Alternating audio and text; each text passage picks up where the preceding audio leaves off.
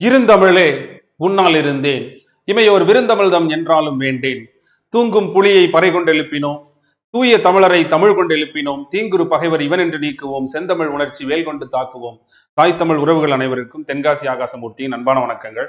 எல்லாரும் எப்படி இருக்கீங்க?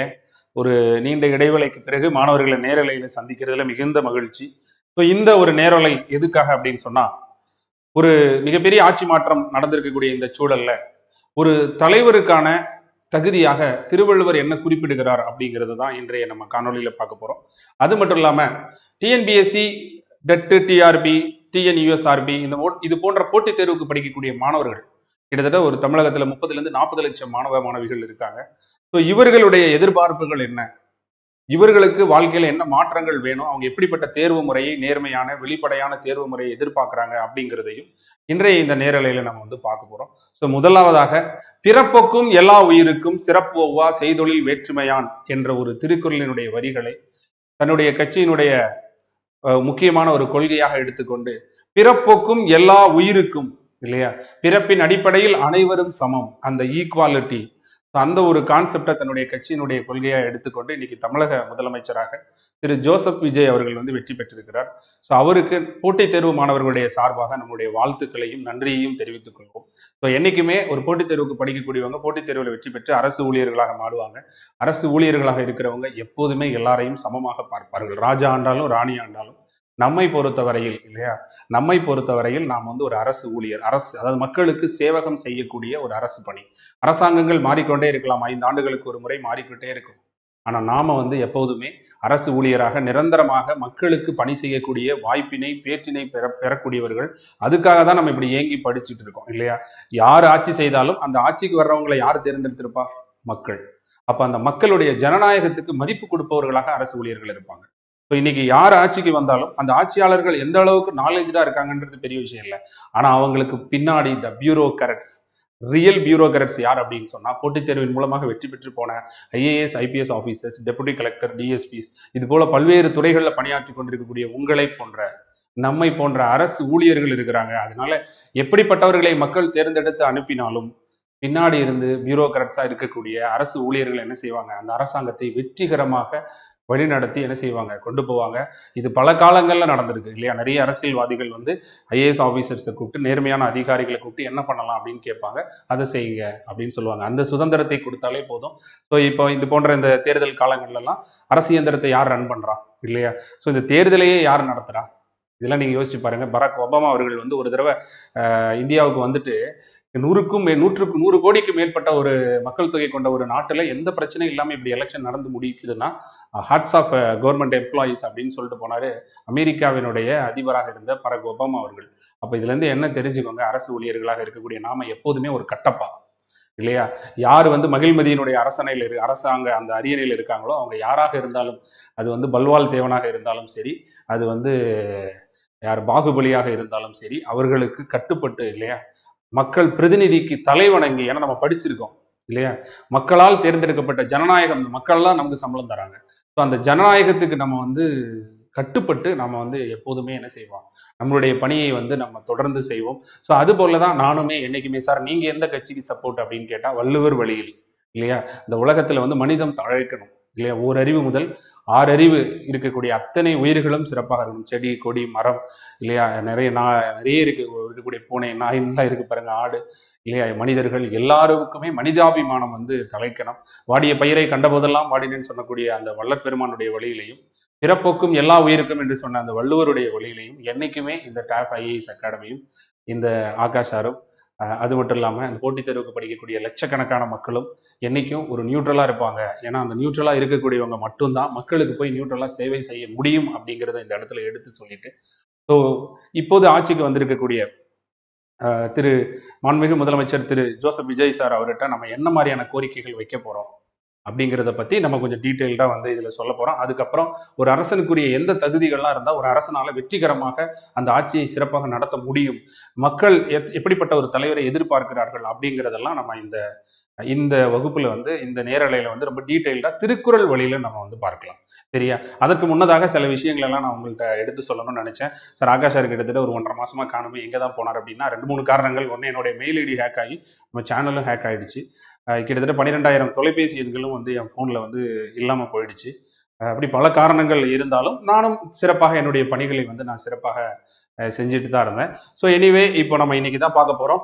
ஸோ முதலாவதாக மாண்புமிகு முதலமைச்சர் திரு ஜோசப் விஜய் சார் அவர்களுக்கு நம்முடைய மரியாதை கடந்த இல்லையா வாழ்த்துக்களையும் நன்றிகளையும் நாம தெரிவிச்சுக்கலாம். அதாவது எப்படி சொல்றது, 2 ஆண்டு காலம் 2.5 வருடங்கள்ல ஒரு கட்சி ஆரம்பிச்சு ஒரு மிகப்பெரிய தலைமை பொறுப்புக்கு வந்திருக்கிறாங்க அப்படின்னு சொன்னா அது ஒரு பெரிய விஷயம். போட்டித் தேர்வு படிக்கக்கூடிய நமக்கு ஒரு மோட்டிவேஷன் தான் இல்லையா. 3-4 வருடம் போட்டித் தேர்வுக்கு படிச்சுட்டு இருக்கிற நாம வாழ்க்கையில் எந்த மாற்றமும் இல்லாமல் இருக்கும்போது ஒரு 2 ஆண்டுகள்லேயே ஒரு இந்திய தமிழகத்தினுடைய ஒரு உயர்ந்தபட்ச பதவியை ஒருத்தரால் அடைய முடியும் அப்படிங்கிறப்போ போட்டித் தேர்வு படிக்கிற நமக்கு இது எவ்வளவு பெரிய மோட்டிவேஷன். தமிழக முதலமைச்சர்கிட்ட இருந்தும் நம்ம மோட்டிவேஷன் எடுத்துக்கலாம், ஒரு தரையில போயிட்டு இருக்க ஒரு எறும்பிட்டு இருந்து ஒரு மோட்டிவேஷன் எடுத்துக்கலாம் இல்லையா. ஸோ நம்ம கண்ணில் பார்க்கக்கூடிய அத்தனை பேரும் நமக்கு ஏதோ ஒரு தன்னம்பிக்கையை, ஏதோ ஒரு ஒரு ஒரு உற்சாகத்தை, ஏதோ ஒரு ஆற்றலை நமக்கு வந்து பாஸ் பண்ணிட்டு இருக்கிறாங்க அப்படிங்கிறத மட்டும் நீங்க நல்லா உணர்ந்துக்கணும். ஸோ அந்த வகையில சிஎம் சாராக இன்று பொறுப்பேற்றிருக்கக்கூடிய இவர் ஒரு இன்ஸ்பிரேஷன். ஒரு தன்னுடைய ரியாலிட்டி, நான் அடிக்கடி ஒரு வார்த்தை சொல்லுவேன், இந்த சக்சஸ்ஃபுல் பீப்புள் யாருமே எக்ஸ்ட்ராடினரி கிடையாது, அவங்களுடைய ஆர்டினரியா அவங்க என்ன பண்ணுவாங்களோ அது மேல நம்பிக்கை வச்சவங்க அப்படின்னு அடிக்கடி சொல்லியிருப்பேன். உனக்கு என்ன வருமோ அதுல நீ நம்பிக்கை வை, உன் மனசாட்சி என்ன சொல்லுதோ அதுல நீ 10% ஒர்க் பண்ணாலே போது நீ உயர்ந்த இடத்துக்கு வர முடியும் இல்லையா. உனக்கு மற்ற காம்படிஷன்லாம் நீ பார்க்காத, உன்னை உன்னால் கட்டுப்படுத்த முடிகிறதா, உன்னுடைய அலட்சியம், உன்னுடைய காலம் தாழ்த்தது, உன்னுடைய சோம்பல் இல்லையா, உனக்கு நீ என்ன துரோகியாக எதிரியாக நீ இருக்கிற, அதிலிருந்து நீ உன்னை மீட்டு கொண்டு வந்தாலே போதும், நீ வாழ்க்கையில உயர்ந்த இடத்துக்கு போக முடியும். மகாத்மா காந்தியே சொன்ன ஒரு வார்த்தை இது. ஸோ தனக்கு அகிம்சை சத்தியாகிரகம்ன்ற தன்னுடைய ஆர்டினரியான விஷயத்தை அவர் கண்டினியூ பண்ணார். அது எக்ஸ்ட்ராடினரியா மாறி இந்தியாவுக்கு சுதந்திரமே வாங்கி கொடுத்தது. ஸோ அந்த வகையில தான் தன்னுடைய பேச்சிலையும் தன்னுடைய சிந்தனைகளையும் ஒரே மாதிரியாக தொடர்ந்து இருந்ததுனால ஒரு கிடைத்த ஒரு வெற்றி தான் இந்த வெற்றி. ஸோ யார் வெற்றி பெற்றிருந்தாலும் அவர்களை வாழ்த்தும் போது இந்த மாதிரியான ஒரு யங்ஸ்டர் இல்லையா, ஒரு ஸ்டைலிஷான ஒரு சீஃப் மினிஸ்டர், அவரோடு சேர்ந்த நிறைய இன்னைக்கு மினிஸ்டர்ஸ்லாம் வந்து பதவி ஏற்கும் போது பார்த்தா எல்லாருமே ஒரு பேண்ட் ஷர்ட்ல இல்லையா, ரொம்ப ஸ்டைலா ஒரு காலங்காலமாக இருந்த அந்த அரசியல் அமைப்பினுடைய அந்த அந்த மரபுரைகளை எல்லாம் மீறி நிச்சயமாக இந்த காலம் ஒரு தலைவனை உருவாக்கும் சொல்லுவாங்க. அவர் வரும்போது தலைவராக எந்த அளவுக்கு இருக்கிறான்னு முக்கியம் கிடையாது, ஆனால் தலைவனாகவே காலமே உருவாக்கும் ஒருத்தர் இல்லையா. அது காலம் வந்து உருவாக்கும். அந்த தலைவரை நாம வந்து ஒரு காலம் நிச்சயமாக ஏற்றுக்கொண்டுதான் ஆக வேண்டும் அப்படிங்கிறத இந்த இடத்துல சொல்லிட்டு, போட்டித் தேர்வு படிக்கிற உங்ககிட்ட ஒரே ஒரு கோரிக்கை மட்டும் நான் வைக்கிறேன். தயவு செஞ்சு என்னைக்குமே நம்ம அரசு ஊழியராக இருப்பதற்காக போட்டித் தேர்வுக்கு படிக்கிறோம். நமக்கு யார் ஆட்சிக்கு வந்தாலும் நம்ம நடுநிலையாக இருக்க வேண்டும். வள்ளுவர் வழியில், வள்ளலார் வழியில் அனைத்து மக்களையும் நேசிக்கக்கூடிய மனிதர்களாக இருக்கணும். மற்றவங்க யார் வேணாலும் என்ன வேணாலும் பேசிட்டு போட்டோம், ஆனா நம்ம போட்டித் தேர்வுல எல்லாரையும் படிக்கிறோம் இல்லையா. நீங்க இந்து மதத்தை சேர்ந்தவராக இருந்தாலும் நபிகள் நாயகம் ஸல்லல்லாஹு அலைஹி வஸல்லம் உமரப்புலவருடைய சீரா புராணத்தையும் இயேசு காவியத்தையும் இல்லையா, கிருட்டின பிள்ளை அவர்கள் எழுதிய அந்த இயேசு பெருமானை பற்றி அந்த வாக்கியங்களையும் நம்ம படித்து, வீரமாமுனிவருடைய செய்திகளையும் படித்து அத்தனைத்தையும் நம்ம படிக்கிறோம். புத்தரை பத்தி படிக்கிறோம், மகாவீரரை பத்தி படிக்கிறோம், அதே போல தமிழகத்தில் இருக்கக்கூடிய அத்தனை சீஃப் மினிஸ்டரை பத்தி படிக்கிறோம். எல்லா சீஃப் மினிஸ்டரும் சேர்ந்து ஒர்க் பண்ணி தான் இன்னைக்கு தமிழ்நாடு இன்னைக்கு வந்து உயர்ந்த நிலையில இருக்கு. அதனால எல்லார்ட்டையும் இருக்கிற பாசிட்டிவான விஷயங்களை எடுத்துக்கோங்க. எல்லாருடைய வரலாறுல இருக்கக்கூடிய நல்ல விஷயங்களை எடுத்துக்கிட்டு நீங்க எல்லாரும் என்ன செய்யணும் அப்படின்னா, உங்களுக்குள்ள ஒரு ஒற்றுமையா இருக்கணும். உங்களுக்குள்ள தயவு செஞ்சு எந்த விதமான ஒரு சண்டை சச்சரவு இருக்கக்கூடாது அப்படின்னு போட்டித் தேர்வு மாணவர்கள் அனைவரையும் நான் இந்த இடத்துல கேட்டுக்கிறேன். ஏன்னா தொடர்ந்து வந்து வரக்கூடிய காலங்கள் எப்படி இருக்கும்னு தெரியல, நமக்கு நிறைய சேலஞ்சஸ் இருக்கும். இந்த காலகட்டத்தில் நீங்க ஒருத்தருக்கு ஒருத்தர் ஒரு பக்குவமின்மையாக நடந்துடக்கூடாது. ஏன்னா அது நம்ம படித்ததுக்கே அடையாளம் இல்லாமல் போயிடும். படிச்சிருக்கோம் அப்படின்னு சொன்னா நிச்சயமா நம்ம வந்து உலகத்தோடு ஒட்ட ஒழுகல், பல கற்றும் கல்லார் அறிவில்லாதார்னு வள்ளுவர் சொல்லுவார் இல்லையா. உலகத்துக்கு பொருந்தி வாழ கத்துக்கணும் அப்படின்னா அதுக்காக உலகம் எப்படி போதோ அப்படியே வாழ கத்துக்க சொல்லலை, உயர்ந்த ஒழுக்க கருத்துக்களோட பொருந்தி நிற்கணும். அப்படி பொருந்தி நிக்கலைன்னா நம்ம பல கற்றும் கல்லார் அறிவில்லாதார்னு சொல்லியிருக்காரு. இந்த போட்டித் தேர்வு மூலமாக நம்ம என்ன செஞ்சிருக்கோம், நிறைய கத்துட்டு இருந்திருக்கோம் போட்டித் தேர்வு மூலமா. அந்த கற்ற கல்வி உங்களுடைய பேச்சுல, உங்களுடைய செயல்ல வெளிப்படணும் இல்லையா. நீங்க எங்கேயாவது போய் நிறைய சேனல்ல போய் ஒரு கட்சிக்கு எதிராக பேசிக்கிட்டு வச்சுக்கிட்டு கமெண்ட் பண்ணிட்டு இருக்கக்கூடாது. யார் ஆட்சிக்கு வந்தாலும் நாளைக்கு நமக்கு அரசு ஊழியரானா நம்ம சல்யூட் அடிக்க போறோம். புரியுதுங்களா? ஓகேயா? ஸோ அதனால இந்திய அரசியலமைப்பை மிக சிறப்பாக படித்திருக்கக்கூடிய போட்டித் தேர்வு மாணவர்களான நீங்கள் அந்த அஸ்பர் த கான்ஸ்டியூஷன் என்ன அதைத்தான் நீங்க வந்து பார்க்கணும் அப்படின்னு சொல்லி கேட்டுட்டு, உங்க எல்லார்ட்டையும் இதுல எவ்வளவு பேர் இருக்காங்கன்னு தெரியுமா, அது மாதிரி வச்சு சூர்யா. ஸோ தெரிஞ்சுட்டு அடுத்த இமேஜ் ஓகே. ஸோ இதை தெரிஞ்சுட்டு இப்போ நம்ம சில விஷயங்களை அவங்க கூட நான் ஷேர் பண்ணிக்கிறேன். ஸோ ஒன்று, சார் நீங்க என்ன சார் பண்ண போறீங்க அப்படின்னு சொன்னா, நான் மீண்டும் நமது கையெழுத்து இயக்கத்தை நான் கையில் எடுக்க போறேன். போட்டித் தேர்வு மாணவர்களுக்கு ஜஸ்டிஸ் வேணும் இல்லையா, நீதி வேணும். நம்ம ரொம்ப நாள வச்சிருந்தோம். போன வட்டம் நம்ம அதை மும்முரமாக எடுத்து செஞ்சுட்டு இருக்கும்போது தான் எலெக்ஷன் வந்தது. ஸோ இதை பார்த்த உடனே இன்னைக்கு எந்த சூழ்நிலை வேணாலும் மாறலாம். எலெக்ஷனுக்கு அப்புறம் வரக்கூடிய எந்த ஒரு புது கவர்மெண்ட்டையும் நம்ம போய் என்ன செய்யலாம், நம்முடைய கோரிக்கைகளை வைக்கலாம்னு இருந்தோம். 1,00,000 மாணவர்கள்ட்ட நாம வந்து கையெழுத்து பெற்றிருந்தோம். இப்ப 2,00,000 மாணவர்கள்ட்ட கையெழுத்து வாங்கி இதை தமிழகம் முழுவதும் இருக்கக்கூடிய 234 சட்டமன்ற உறுப்பினர்கள் கையில சேர்க்க போறோம். மினிஸ்டர்ஸ் கையில சேர்க்க போறோம். தமிழக முதலமைச்சர் திரு ஜோசப் விஜய் சார் அவர்கள்ட்டையும் கொண்டு போய் சேர்க்க போறோம். இதை சேர்ப்பது வந்து கொஞ்சம் எளிதான காரியமாக தான் எனக்கு தோணுது. ஸோ ஏன் சார் எளிதா இருக்கும் அப்படின்னு சொன்னா, ஸோ இப்போ ஆட்சிக்கு வந்திருக்கக்கூடிய தமிழக வெற்றி கழகத்தினுடைய தேர்தல் அறிக்கையில 86வது பக்கத்துல அவங்க ஒரு வாசகம் வந்து போட்டிருக்காங்க. அந்த வாசகம் என்னன்னு பார்க்கலாம் பாருங்க. தமிழக வெற்றி கழகத்தினுடைய தேர்தல் அறிக்கை இருக்கு இல்லையா, ஸோ அந்த அவங்களுடைய அந்த எலெக்ஷன் இதுல 86வது பக்கத்துல ஒரு வார்த்தை கொடுத்திருக்காங்க. மக்கள் அரங்கம், மக்கள் வழங்கும் நேரடி புகார்கள் ஒரு முழு நாள் சட்டமன்றத்தில் விவாதிக்கப்படும். அதாவது மக்கள் தங்கள் கோரிக்கைகளை அவர்கள் சட்டமன்ற உறுப்பினரை தாண்டி நேரடியாக அரசுக்கு தெரிவிக்கும் வகையில் மக்கள் அரங்கம் என்ற டிஜிட்டல் தளம் உருவாக்கப்படும். இதன் மூலம் மக்கள் நேரடியாக தங்கள் புகார்களை தெரிவிக்கலாம். 10,000 பேர் ஒன்று சேர்ந்து கையொப்பமிட்டு பதிவேற்றும் கோரிக்கைகளை, நம்மகிட்ட ஆல்ரெடி 1.25 லட்சம் கையெழுத்து இருக்கு இல்லையா, கோரிக்கைகளை அரசு பரிசீலனைக்கு எடுத்துக்கொள்ளும். 5 லட்சம் மக்கள் ஒன்று சேர்ந்து கையொப்பமிட்டு பதிவேற்றும் கோரிக்கைகள் சட்டமன்றத்தில் ஒரு நாள் மக்கள் அரங்கத்திற்கான விவாதமாக எடுத்து கவனம் செலுத்தப்படும். ஸோ தமிழக வெற்றி கழகத்தினுடைய இந்த தேர்தல் அறிக்கையை நீங்க கவனிச்சு பார்த்தீங்கன்னா தெரியும். ஸோ நாம கிட்டத்தட்ட ஒரு 6 மந்த்துக்கு முன்னாடியே ஒரு கையெழுத்து இயக்கத்தை நடத்திட்டு இருந்தோம். நிச்சயமாக இந்த கையெழுத்து இயக்கம் தமிழக வெற்றி கழகத்துக்கு போய் ரீச் ஆயிருந்திருக்கணும். ஸோ இன்றைய டிஎன்பிசி மாணவருடைய கோரிக்கைகள் என்னன்னு அவங்களுக்கு தெரிஞ்சிருந்திருக்கணும். அதனாலதான் அவங்க வந்து இந்த வரிகளை என்ன செஞ்சிருக்காங்க அப்படின்னு சொன்னா தங்களுடைய தேர்தல் அறிக்கையில சேர்த்திருந்திருக்கணும்னு நான் நினைக்கிறேன். ஸோ அந்த வகையில பார்க்கும்போது நிச்சயமாக இப்போ நீங்க போட்ட அந்த 1.25 லட்சம் கையெழுத்து இருக்கு பாருங்க, அந்த கையெழுத்தையும் இப்போது மாணவர்களுக்கு நாட் ஒன்லி டிஎன்பிஎஸ்சி மட்டும் இல்ல, டிஎன்யூஎஸ்ஆர்பி இல்லையா, டிஎன்யூஎஸ்ஆர்பின்னு சொல்லக்கூடிய நம்முடைய தமிழக சீருடை பணியாளர் தேர்வாணையம் இருக்கு இல்லையா, காவல் சீருடை பணியாளர் தேர்வாணையம், அவங்களும் டெட் ஆசிரியர் தகுதி தேர்வுகளையும் இருக்கக்கூடிய அனைத்து விதமான போட்டித் தேர்வு மாணவர்களுக்கும் இருக்கக்கூடிய நிறைய குறைகளை நம்ம என்ன செய்யணும்னா சிறப்பாக தயார் செய்து, நம்ம ஏற்கனவே டிஎன்பிஎஸ்சியிடம் 14 கோரிக்கைகள் நம்ம வச்சிருந்தோம். அதுக்கு தான் இந்த 1,16,000 கையெழுத்து நம்ம வாங்கி வச்சிருந்தோம். இப்ப அதை 2 லட்சம் கையெழுத்தாக நம்ம மாற்றி இதை வந்து எல்லா சட்டமன்ற உறுப்பினர்களையும், சார் ஆகாஷ் சார் நீங்க என்ன பண்ணுங்க ஐயா, கையெழுத்து போட்டோமே அந்த கையெழுத்து நீங்க என்ன பண்ணீங்க அப்படின்னு கேட்டீங்கல்ல, 234 சட்டமன்ற உறுப்பினர்களையும் சந்திச்சு கொடுக்குறோம். அது வெற்றி பெற்றவர்கள் வெற்றி, அதாவது எப்படி சொல்றது, ஆளும் கட்சி எதிர்கட்சி யாராக இருந்தாலும் சரி 234 சட்டமன்ற உறுப்பினர்களையும் சந்தித்து போட்டித் தேர்வு மாணவர்களுடைய கோரிக்கைகள் அவர்களிடம் கொண்டு போய் சேர்க்கப்படும். ஒண்ணு. ரெண்டாவது விஷயம் வந்து என்ன அப்படின்னா, முதலமைச்சர் அவர்களையும் பார்த்து கொடுக்கறதுக்கு ஏற்பாடு செய்யப்படும். ரொம்ப நாள் இல்லை, மீண்டும் நம்ம கையெழுத்து இயக்கத்தை வந்து தொடங்குறோம். ஸோ போட்டித் தேர்வு மாணவர்களை இதுவரைக்கும் கையெழுத்து போட்டவங்க தர தேவையில்லை, கையெழுத்து போடாத மாணவர்களிடையும் கையெழுத்தை பெற்று புதிதாக அமைய உள்ள சட்டமன்றத்தில் அவங்ககிட்ட கொண்டு போய் சேர்க்கறதுக்கான ஒரு முயற்சிகளை வந்து எடுப்போம். இது வந்து சட்டமன்ற வழியிலான தீர்வு. அடுத்ததாக நிர்வாக ரீதியாக இப்ப அமையக்கூடிய தலைமைச் செயலாளராக இருக்கட்டும், அதுக்குரிய ஐஏஎஸ் ஆபீசர்ஸ்டையும் கொண்டு போய் நிச்சயமா நம்ம வந்து சேர்ப்போம். அது மட்டும் இல்லாம இதுக்கு 3வது வழியாக நீதித்துறை, சட்டமன்றம், நிர்வாகம், நீதித்துறை அனைத்து வழிகளிலும் முயற்சி செய்து போட்டித் தேர்வு மாணவர்களுக்கு இருக்கக்கூடிய இன்னல்களை நிச்சயமாக கொண்டு போய் சேர்க்க போறோம். நம்ம இதுக்காக தமிழ்நாடு காம்படிட்டிவ் ஆஸ்பிரன்ஸ் ஃபெடரேஷன் டிஎன்கேஃப் அப்படின்னு ஒரு அமைப்பு ஏற்படுத்தியிருக்கோம். அந்த அமைப்பின் மூலமாக இல்லையா, போட்டித் தேர்வு, அதாவது டாப் ஐஏஎஸ் அகாடமின்னு ஒரு அகாடமி நடத்துறாரு, அந்த அகாடமி மூலமா வந்தாருன்னு சிறுமைப்படுத்தப்பட்டிடக்கூடாது என்பதற்காக தமிழகம் முழுவதும் இருக்கக்கூடிய போட்டித் தேர்வு மாணவர்களுடைய குரலாக, ஏன்னா இதுல கையெழுத்து போட்டவங்க எல்லாருமே போட்டாங்க, நிறைய எம்ப்ளாய்மெண்ட்ல, லைப்ரரியில, நிறைய காலேஜ் ஸ்டூடெண்ட்ஸ் எக்ஸாம் படிக்கிறவங்க, இந்த மாதிரி நிறைய பேர் வந்து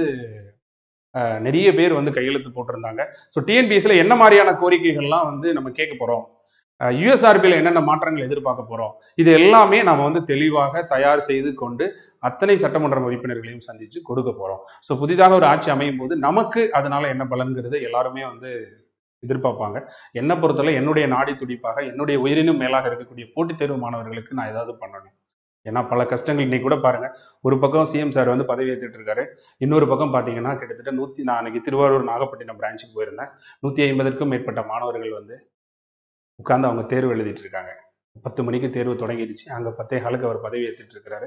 10 மணியில இருந்து 1 மணி வரைக்கும் உட்கார்ந்து தேர்வு எழுதிக்கிட்டு இருக்க அந்த மாணவ செல்வங்களை பார்க்கும்போது, யாரு ஆட்சிக்கு வந்தானே, யாரு என்ன இருந்தானே, ஓட்டு போட்டோம், ஏதோ ஒரு மாற்றம் நடக்கும், ஏதோ நமக்கான வாழ்க்கை மாறிடாதா அப்படிங்கிற எண்ணத்துல படித்து அந்த தேர்வு எழுதி கொண்டிருக்கக்கூடிய மாணவர்களுடைய முகத்தை பார்த்த உடனே தான் தோன்றிய சிந்தனை தான் இது. நம்ம வாங்கி வச்சிருக்கிற இந்த கையெழுத்தை சரியான முறையில் சரியான ஆள்கிட்ட கொண்டு போய் கொடுத்து இது ஒரு மாற்றத்தை ஏற்படுத்தியே தீர வேண்டும் அப்படின்ற ஒரு முடிவுக்கு வந்து நம்ம வந்திருக்கோம். ஆல்ரெடி சிந்தித்து வச்சிருந்த விஷயம்தான். இருந்தாலும் ஒரு சின்ன ஒரு உந்துதல் அப்படின்னு ஒன்று வேணும் இல்லையா? அந்த உந்துதல் தான் இந்த உந்துதல். ஸோ கிட்டத்தட்ட ஆல்ரெடி டிவிகேனுடைய தேர்தல் அறிக்கையில் சொல்லப்பட்ட விஷயம்தான். அதை நிச்சயமா அவங்க காது கொடுத்து கேட்பாங்க அப்படின்னு நம்ம வந்து நம்புறோம். ஸோ அது மட்டும் இல்லாமல் இப்போ தொடர்ந்து மற்ற விஷயங்களையும் நான் உங்கள்கிட்ட ஷேர் பண்ணிக்கிறேன். சார், எல்லா சட்டமன்ற உறுப்பினர்களையும் சந்திச்சு உங்களால் கொடுக்க முடியுமா சார் அப்படின்னா, நான் ஏற்கனவே தேர்தல் பிரச்சாரத்தில் இருந்த அத்தனை சட்டமன்ற உறுப்பினர்களையும் சந்தித்து அவர்களுக்கு நான் என்ன செஞ்சேன் அப்படின்னா, வழிகாட்டும் வள்ளுவம் திருவள்ளுவர் இருக்கார் இல்லையா? திருவள்ளுவர் தலைவர்களுக்காக என்னென்ன திருக்குறள் சொல்லியிருக்காரு, வழிகாட்டும் வள்ளுவம் தலைவர்களுக்கு அப்படிங்கிற இந்த ஒரு புத்தகத்தை 234 தொகுதியில நின்ன சட்டமன்ற வேட்பாளர்கள் இருப்பாங்கல்ல, சட்டமன்ற எம்எல்ஏ கேண்டிடேட்ஸ் இருப்பாங்கல்ல, 4 பிரதான கட்சிகள் ஏடிஎம்கே, டிஎம்கே, டிவிகே, என்டிகேன்னு சொல்லக்கூடிய 4 பிரதான கட்சிகள் இருக்கு பாருங்க. அந்த பிரதான கட்சியினுடைய வேட்பாளர்களுக்கு இந்த புத்தகத்தை 2000 புத்தகம் நான் வாங்கி எல்லாருக்கும் கொடுக்க சொல்லி ஒரு இன்ஸ்ட்ரக்ஷன் வந்து நம்ம நண்பர்களுக்கு தோழர்களுக்கெல்லாம் கொடுத்துருந்தேன். இங்க பாருங்க. ஸோ கிட்டத்தட்ட இது எல்லாம் பார்த்தீங்கன்னா ஒவ்வொரு தொகுதியில் நின்ன கேண்டிடேட் அவங்க எல்லாரையும் பார்த்து நம்ம ஆல்ரெடி இந்த புத்தகத்தை கொண்டு போய் கொடுத்துருக்கோம். இப்போ அவங்க அதுல வெற்றி பெற்றவர்கள் இருப்பாங்க பாருங்க, அவங்கள மட்டும் கிட்டத்தட்ட பார்த்தீங்கன்னா 170 வேட்பாளர்களுக்கு வழிகாட்டும் வள்ளுவம்ங்கிற திருக்குறள் புத்தகத்தை கொடுத்துருக்கேன். இதை எதுக்கு தெரியுமா இதை கொடுத்தேன்? இதை கொடுத்துட்டு இது கூட ஒரு லெட்டரும் கொடுத்துருந்தேன். என்ன கொடுத்துருந்தேன் அப்படின்னு சொன்னா, திருக்குறளுடைய பெருமையை எடுத்து சொல்லி உங்களுடைய பரப்புரையிலையும் சட்டமன்ற உரைகள்லையும் நிச்சயமாக திருக்குறள் இருக்கட்டும். தலைவர்களாக உங்களுடைய செயல் பரிணமிக்கிறதுக்கு நிச்சயமா திருக்குறள் இந்த வள்ளுவம் உங்களுக்கு வழிகாட்டும்னு இந்த புத்தகத்தை கொடுத்திருந்தேன். இப்போ அவர்கள் வெற்றி பெற்று வந்ததுக்கு பிறகு அவர்களுக்கு இந்திய அரசியலமைப்புக்கான புத்தகத்தையும் அவர்களுக்கென்று எழுதிய மற்றொரு புத்தகத்தையும் நம்ம டிஎன்பிஎஸ்சி மாணவர்களுடைய கோரிக்கையையும் நாம கொண்டு போய் கையில கொடுத்துடலாம். இங்க பாருங்க, இவ்வளவு பேரை நம்ம ஆல்ரெடி கொடுத்துருக்கோம். இங்க பாருங்க. ஸோ இவங்கெல்லாம் வந்து நம்ம கொடுத்ததுல வெற்றி பெற்ற வேட்பாளர். ஒரு நிமிஷம் வெயிட் பண்ணுவேன். ஸோ உதாரணத்துக்கு மதுரையில வந்து முஸ்தபா அப்படின்னு ஒருத்தர் ஜெயிச்சிருந்தாரா, அவரை பார்த்து நம்ம வந்து வழிகாட்டும் வள்ளுவங்கிற திருக்குறள் புத்தகம் கொடுத்துருக்கோம் பாருங்க. ஸோ இதே மாதிரி எல்லா கேண்டிடேட்டுக்கும் நம்ம நேரில் கொண்டு போய் என்ன செஞ்சிருக்கோம், விஸ்வநாதன் ஒருத்தர் ஒரு தொகுதியில் ஜெயிச்சிருக்காரு காங்கிரஸ்ல, நிர்மல் குமார் இல்லையா, திருப்பரங்குன்றம் தொகுதியில் ஜெயிச்சிருந்தாரு இல்லையா. ஸோ அவர் நிர்மல் குமார் இப்போ கூட மினிஸ்டரா இருக்கக்கூடிய, இப்போ இன்னைக்கு பதவியேற்ற 9-10 பேர் மினிஸ்டர் பதவி ஏற்றாங்க பாருங்க. அதுல திரு விஜய், திரு வெங்கடேசன், திரு ஆதவ அர்ஜுனா, திரு நிர்மல்குமார், அப்புறம் அந்த சிவகாசியில் இருந்தாங்க பாருங்க மேடம், கீர்த்தனா மேடம். தென் இது போன்ற மினிஸ்டர்ஸ்க்கே நம்ம ஆல்ரெடி இந்த வழிகாட்டும் வள்ளுவம்ங்கிற புத்தகத்தை நேரில் கொண்டு போய் கொடுத்துட்டோம். ஆல்ரெடி நம்முடைய கோரிக்கைகளை கொண்டு போய் கொடுப்பதற்கான பயிற்சி நாம் அனைவருக்கும் அளித்து விட்டோம் இல்லையா. இப்போ இந்த கையெழுத்தை கொண்டு போய் சேருன்னு நம்ம ஒரு வார்த்தை சொன்னா போதும், நம்மளுடைய அதாவது டாஃபினுடைய சொந்தங்கள் மட்டும் இல்லை, ஒட்டுமொத்த மாணவர்களும் போய் ஒரு 100 பேர் போய் சட்டமன்ற உறுப்பினர்களை பார்த்து இந்த கோரிக்கைகளை கொடுக்க தயாரா இருக்காங்க. 234 தொகுதியிலையும் நம்ம கொண்டு போய் கொடுக்க முடியும். ஸோ நம்மளுடைய சக்தி என்ன அப்படின்னா, இதுதான் நம்மளுடைய சக்தி இல்லையா. 234 தொகுதியில் இருக்கிற எம்எல்ஏட்டையும் டிஎன்பிசி மாணவருடைய கோரிக்கை கொண்டு போய் சேர்க்கப்படும். அதற்கப்புறம் தமிழக முதலமைச்சர்கள் மினிஸ்டர்ஸ்ட கொண்டு போய் சேர்க்கப்படும்.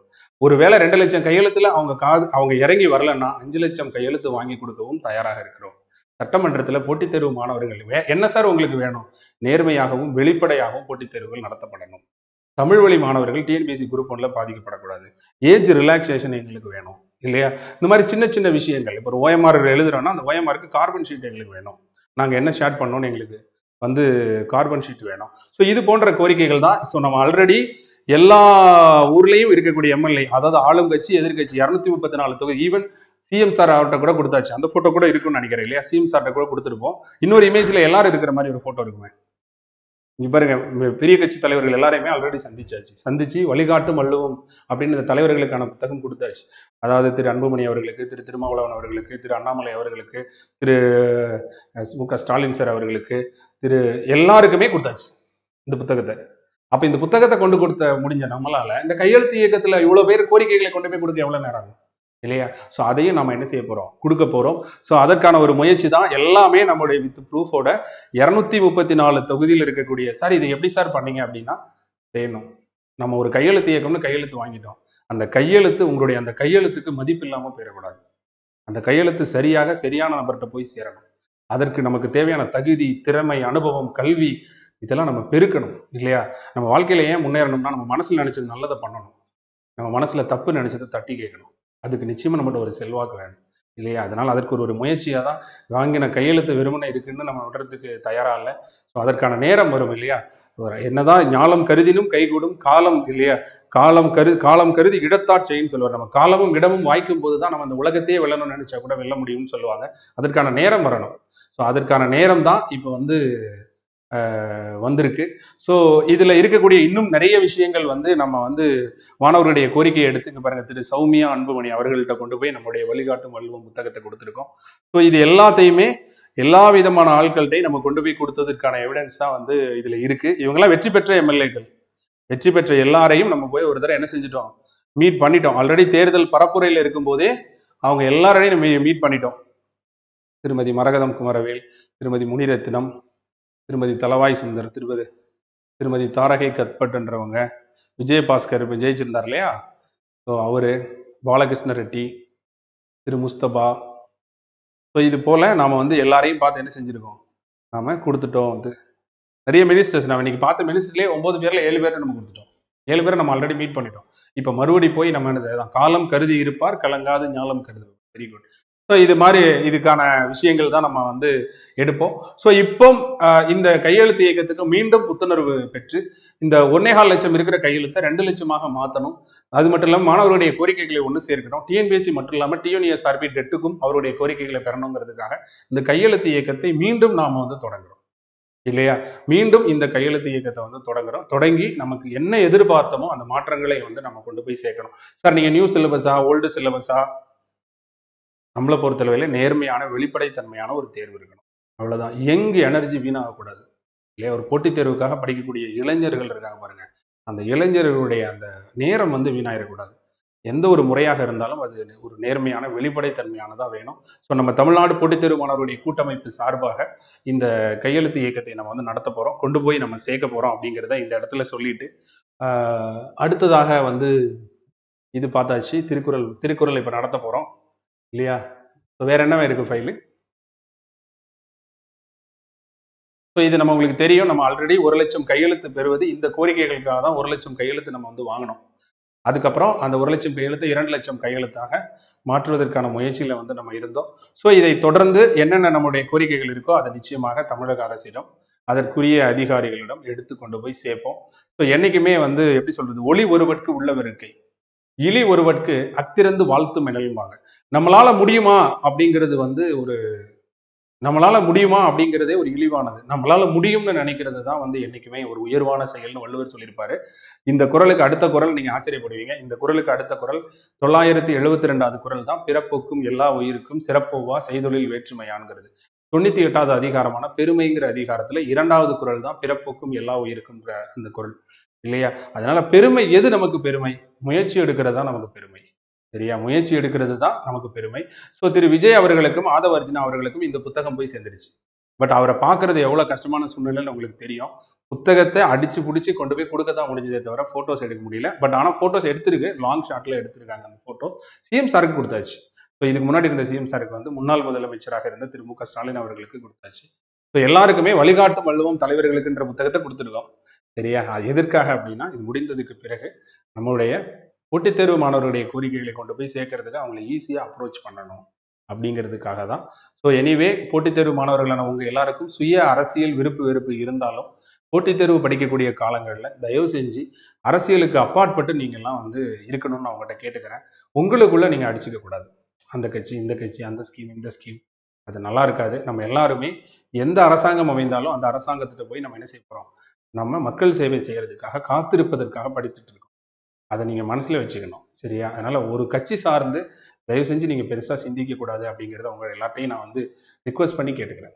புரியுதா? இன்னைக்கு நீங்க பாத்தீங்கன்னா ஆளுநருக்கும் முதலமைச்சருக்கும் இடையில அந்த கையெழுத்துக்குள்ளதை வாங்கி வாங்கி கொடுத்துட்டு இருக்கிறாரு தலைமைச் செயலாளர். அவருடைய பணி எந்த அளவுக்குன்னு பாருங்க. இவங்கெல்லாம் மாறிக்கிட்டே இருப்பாங்க, போயிடுவாங்க. ஆனா வாழ்நாள் முழுவதும் கிட்டத்தட்ட 30-40 வருஷம் மக்களுக்கு சேவை செய்யக்கூடிய வாய்ப்பு ஒன்லி அந்த நீ அரசு ஊழியம் பண்ணணும்னு உன் தலையில் எழுதியிருந்தா தான் நடக்கும். அது எல்லாருக்கும் கிடைச்சிடாது. ஸோ உங்களுக்கு கிடைச்சிருக்கு, அதை நீங்கள் மறந்துடாதீங்க.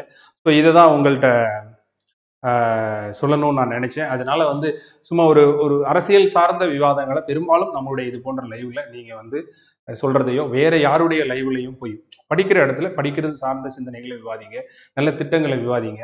ஸோ இப்போ நான் நினைச்சதே திரு ஜோசப் விஜய் சார் அவர்கள் வந்து மாண்புமிகு முதலமைச்சர் என்ன பண்ணா, இதுக்கு முன்னாடி இல்லையா, இதற்கு முன்னாடி இந்த தமிழகத்தை கட்டமைத்த அறிஞர் அண்ணாவா இருக்கட்டும், காமராஜராக இருக்கட்டும், எம்ஜிஆரா இருக்கட்டும், புரட்சி தலைவி ஜெயலலிதா அம்மாவா இருக்கட்டும், தென் தொடர்ந்து வந்து கலைஞர் அவர்களா இருக்கட்டும், திரு மு.க. ஸ்டாலின் அவர்களா இருக்கட்டும், அவங்க எல்லாரும் கொண்டு வந்த நல்ல திட்டங்களை தொடர்ந்து செயல்படுத்தணும் இல்லையா, தொடர்ந்து செயல்படுத்தணும் இல்லையா. திரு திரு அம்பேத்கர் புரட்சியாளர் ஒரு வார்த்தையை அற்புதமாக வந்து சொல்லியிருப்பாரு. என்ன சொல்லியிருப்பாரு அப்படின்னா, புரட்சியாளர்கள் சொல்லியிருப்பாரு, பிற நாட்டினுடைய அரசியல் நல்ல அனுபவங்களில் இருந்து எடுத்து நம்முடைய அரசியலமைப்பில் சேர்ப்பதில் எனக்கு அவமானமோ அதனால எனக்கு எந்த வருத்தமோ இல்லை அப்படின்னு சொல்லியிருப்பாரு. ஏன், நல்ல விஷயங்களை யார்கிட்ட இருந்தாலும் எடுத்துக்கலாம்ல.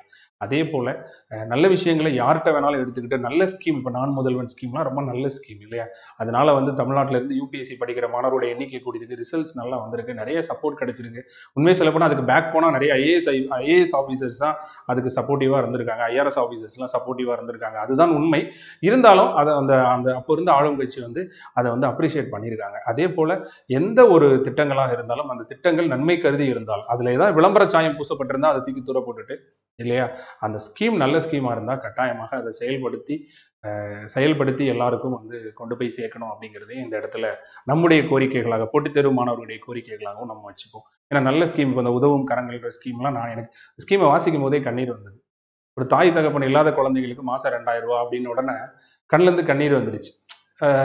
இது ஒரு அரசாங்கத்தால தானே முடியும், எல்லாராலையும் அதை செய்ய முடியாது இல்லையா. ஒரு அரசாங்கம் தானே செய்ய முடியும். அப்போ ஒரு அரசாங்கம் நினைச்சா என்னன்னாலும் பண்ணலாம் இல்லையா, எவ்வளோ பேருடைய தலையெழுத்தை மாற்ற முடியும் இல்லையா. ஸோ அப்போ அது போல தான் நம்ம நல்ல நல்ல ஸ்கீம்ஸ்லாம் வந்து என்றைக்குமே செயல்படணும் அப்படிங்கிறது தான் எல்லாருடைய கோரிக்கைகளாக நம்ம வைக்கப்படணும் அப்படிங்கிறதை இந்த இடத்துல சொல்லிட்டு இல்லையா. ஸோ நம்ம என்ன பண்ணலாம் அப்படிங்கிறத பார்ப்போம். ரைட், சரி. ஸோ அடுத்ததாக வந்து பார்த்தீங்க அப்படின்னு சொன்னால், இப்போ நம்ம நேரம் வந்து ஒரு தலைவருக்கு தேவையான ஒரு பண்புகள் என்ன அப்படிங்கிறத நம்ம பார்க்க போகிறோம். ஸோ மாணவர்களும் நிறைய கேள்வி கேட்டுட்டு இருக்கீங்க, நீங்களும் கேளுங்க, உங்கள் கேள்விக்கு பதில் சொல்லிக்கிட்டு வள்ளுவர் காட்டும் தலைவருக்கான பண்புகள் என்னங்கிறத பார்க்கலாம். திரு பாடம் தான் நடத்த போறாங்க.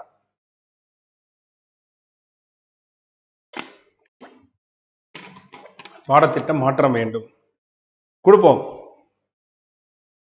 இருக்கிற சிலபஸ் நல்ல சிலபஸ் தான். அதுல என்ன பிரச்சனைனா, எங்கிருந்து கேட்குறீங்கன்றதான் பிரச்சனை. மற்றபடி அந்த சிலபஸ் என்ன தெரியுமா, ஒரு மொழியை பிழை இல்லாமல் பேச எழுதுறதுக்கு தேவையான சிலபஸ், ஒரு கடிதத்தை தவறு இல்லாமல் எழுதுறதுக்கான சிலபஸ் இல்லையா. ரொம்ப ஒரு எளிமையான ஒரு விஷயத்தை அந்த சிலபஸ்ல சொல்லியிருக்காங்க. பட் அதுக்கான கேட்குற கேள்விகள் வந்து எங்கிருந்தோ கேட்கப்படுறதால மாணவர்கள் மன உளைச்சலுக்கு உள்ளவராங்க. ஆனா அவங்களோட இன்டென்ஷன் என்னவா இருக்குன்னா, எழுத்து சொல்ல இலக்கணத்தை படிக்கிறவங்க நிச்சயமாக ஒரு மொழியை பிழை இல்லாம என்ன செய்ய முடியும், பேச முடியும், எழுத முடியுங்கிற நம்பிக்கையில அதை கொடுத்துருக்காங்க. அதே போல கடிதம் எழுதும் திறன், கலை சொற்கள், மொழிபெயர்ப்பு, இதெல்லாம் அவங்க கொடுத்தது காரணமே ஒரு லெட்டர் கூட வந்து சிறப்பாக எழுத தெரியாம ஒரு அரசு ஊழியரை தேர்ந்தெடுத்துடக்கூடாதுங்கிற நோக்கத்தில் தான். பட் அதுக்கு கேட்குற சோர்ஸ் வந்து என்ன பண்ணிடுறாங்கன்னா, அந்தந்த கொஷின்ஸ் எடுக்கிறவங்க அவங்களுக்கு தெரிஞ்ச பெரிய பெரிய ஆத்தர்கிட்ட இருந்து எடுத்துடுறாங்க. இளங்குமரனார், தேவனைய பவனார், அது நமக்கு ஒரு பெரிய சிரமமா. சரியா, ஓகே. நிச்சயமா எண்ணி துணிக கருமம், துணிந்த பின் எண்ணுவோம்ன்றது நிச்சயமா நமக்கான நேரம் வரும். ஸோ அதுக்கு தான் வந்திருக்கோம். நிச்சயமா பட்டப்படிப்பு தரம் என்று 10ஆம் வகுப்பு தரம் என பிரித்து தந்தாலுமே, இங்க பாருங்க, எல்லாருடைய கோரிக்கைகளும் நியாயம் இருக்குமோ, அந்த எல்லா கோரிக்கைகளையும் சீர்தூக்கி பார்த்து முன்னிறுத்தணும், இல்லையா, அதுதான் முக்கியம். Okay, very good. ஸோ உங்களுடைய கேள்விகள் இருந்தா சொல்லுங்க, நம்ம திருக்குறள் வகுப்புக்கு போலாமா? ஒரு வள்ளுவர் காட்டக்கூடிய தலைமை பண்புகள் என்னன்னு பார்க்கலாமா? ஏதாவது கேள்விகள் இருந்தா அது வரைக்கும் கேளுங்க.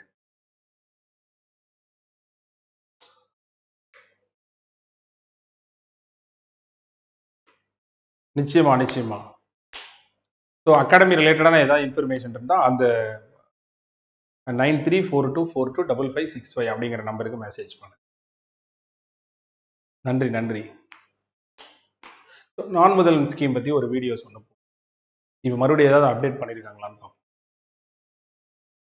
ஓகேயா, போலாமா? வள்ளுவர் காட்டக்கூடிய தலைமை பண்புகள் என்னங்கிறத பார்க்கலாமா?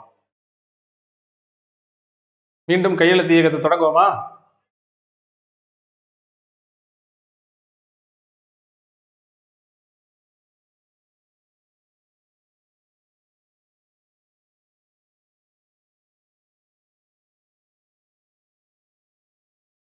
ஓகே. ஸோ நம்ம எப்போதுமே என்னுடைய கோரிக்கைகளை வைக்கலாம். ஆனால் அந்த கோரிக்கைகள் நடைமுறை யதார்த்தங்களை நம்ம என்ன செய்யணும், நம்ம வந்து சூழ்நிலையை புரிஞ்சுக்கணும் இல்லையா. ஒரு அரசு எந்திரம் அப்படிங்கிறது இன்னைக்கு அடிப்படை உரிமைகளை வந்து நீதிமன்றத்தால வந்து நடைமுறைப்படுத்த முடியும்னு சொன்னாங்க. ஆனா அரசு வழிகாட்டும் நெறிமுறை கோட்பாடுகளை நீதிமன்றத்தால நடைமுறைப்படுத்தப்படும்னு ஏன் சொல்லலை அப்படின்னு சொன்னா, நம்ம இந்தியா வந்து டைவர்சிட்டி, அதாவது பல்வேறு விதமான மக்கள் கூட்டம் இருக்கக்கூடிய ஒரு நாடு. இங்க பொருளாதாரத்துல நிறைய ஏற்றத்தாழ்வுகள் வந்து இருக்கு. கல்வி அறிவுல நிறைய மாற்றங்கள், நிறைய அறியாமை எல்லாம் நிறைய இருக்கு. வறுமை போக்கப்படணும், இந்த மாதிரி அறியாமை போக்கப்படணும், இந்த மாதிரி நிறைய நிறைய எதிர்கால சவால்கள் இருந்ததுனாலதான் அரசு வழிகாட்டும் நெறிமுறை கோட்பாடுகளை வந்து மக்களுடைய விழிப்புணர்வுக்கு ஏற்றவாறு அரசாங்கம் என்ன செய்யணும், கொஞ்சம் கொஞ்சமா இம்ப்ரூவ் பண்ணிக்கணும், ஆட்சியாளர்களை இம்ப்ரூவ் பண்ணிக்கணும்னு அது நீதி விசாரணைக்கு உட்பட்டது அல்ல அப்படின்னு சொல்லி கொடுத்திருந்தாங்க. இது கான்ஸ்டியூஷன் படிச்ச எல்லாருக்கும் தெரிஞ்சிருக்கும். அதே போலதான் நம்ம நிறைய கோரிக்கைகள் அப்படியே வச்சுட்டு போக முடியாது. எல்லாமே நம்மளுடைய வளர்ச்சிக்கு ஏற்ற மாதிரி தான். 1000 தான் வாய்ப்பு வசதிகளை கொடுத்தாலும் நம்முடைய முயற்சியால் மட்டும்தான் நம்ம உயர்ந்த இடத்துக்கு வர முடியும் அப்படிங்கிறதையும் நீங்க எல்லாரும் புரிஞ்சு, சரியா? ஸோ இதை வந்து தெரிஞ்சுக்கோங்க. ஸோ நம்ம நேர டைரக்டா போலாமா? ஓகே. ஸோ பிரான்ச் ரிலேட்டடா ஏதாவது கொஸ்டின்ஸ் இருந்தால் அந்தந்த பிரான்ச்சில் கேளுங்க. இது வந்து நம்ம ஒரு திருக்குறள் சார்ந்த வகுப்பு. இந்த இந்த உலக செய்திகள், பொது விஷயங்கள், இது சார்ந்த கேள்விகள் இருந்தால் நீங்கள் கேட்க, சரியா? அதாவது ஆகாஷார்ட்ட கேட்கறதுக்குன்னு சில கொஸ்டின்ஸ் இருக்கணும், அந்த மாதிரி கொஸ்டினை கேட்க. ஓகே, தட் மீன்ஸ் என்ன சொல்ல வரேன்னா, நல்ல கொஸ்டினே கேட்கலாம் இல்லையா, அதுக்காக சொல்ல வரேன். அதனால சரி, ஓகே. இப்போ வாங்க நம்ம திருக்குறள் வகுப்புக்கு போகலாம். ஸோ வள்ளுவர் காட்டக்கூடிய ஒரு தலைவருக்கான பண்புகள் என்ன? வழக்கம் போல நான் சொல்றேன், இந்த இந்த கிளாஸை கவனிச்சா கூட கட்டாயம் 1 மார்க்லேருந்து 2 மார்க் எடுத்துடலாம். அதான் உண்மை. ஏன்னா எப்போதுமே இந்த தலைவருக்கான பண்புகள்ல இருந்து கொஸ்டின் கேட்டுக்கிட்டே இருக்கிறாங்க அப்படிங்கிறது தான் நிதர்சனமான உண்மை. ஸோ வாங்க பார்க்கலாம். ஃபர்ஸ்ட் வந்து வள்ளுவர் வந்து ஒரு தலைவனுக்கான பண்புகளை எதுல சொல்லியிருக்காருன்னா அரசியல்ல சொல்லியிருக்காரு. உங்களுக்கு நீங்க தெரியும், திருக்குறளை முப்பாலாக பிரிக்கலாம் இல்லையா? இந்த தேர்தல் அறிக்கையில கூட டிவி கட்சியில முப்பால் அறிக்கை அப்படின்னு தான் கொடுத்துருந்தாங்க இல்லையா? அறம், பொருள், இன்பம் அப்படின்னு கொடுத்துருக்காங்க. இப்போ நீங்க பாத்தீங்கன்னா தெரியும். ஸோ அறம் பொருள்னு சொல்றேன் பாத்தீங்களா, அந்த பொருட்பால் இருக்கு பாருங்க. அறத்துப்பால் எதற்காகனா ஒரு தனி மனிதன் தன்னுடைய வாழ்க்கையில எப்படி வாழணும், என்ன செய்யணும், செய்யக்கூடாதுன்னு சொல்றது அறத்துப்பால். ஒரு பொருட்பால் அப்படிங்கிறது என்ன அப்படின்னு சொன்னா, ஒரு மனிதன் எப்படி வெற்றி பெற வேண்டும், தன் வாழ்க்கையில் பேர் புகழை எப்படி பெற வேண்டும் இல்லையா? ஒரு தலைவனுக்குரிய பண்புகளை வெளிப்படுத்தக்கூடியது. நமக்கு நாம தானே தலைவர், அப்ப நமக்கு சொல்லப்பட்டதுதான் பொருட்பால்.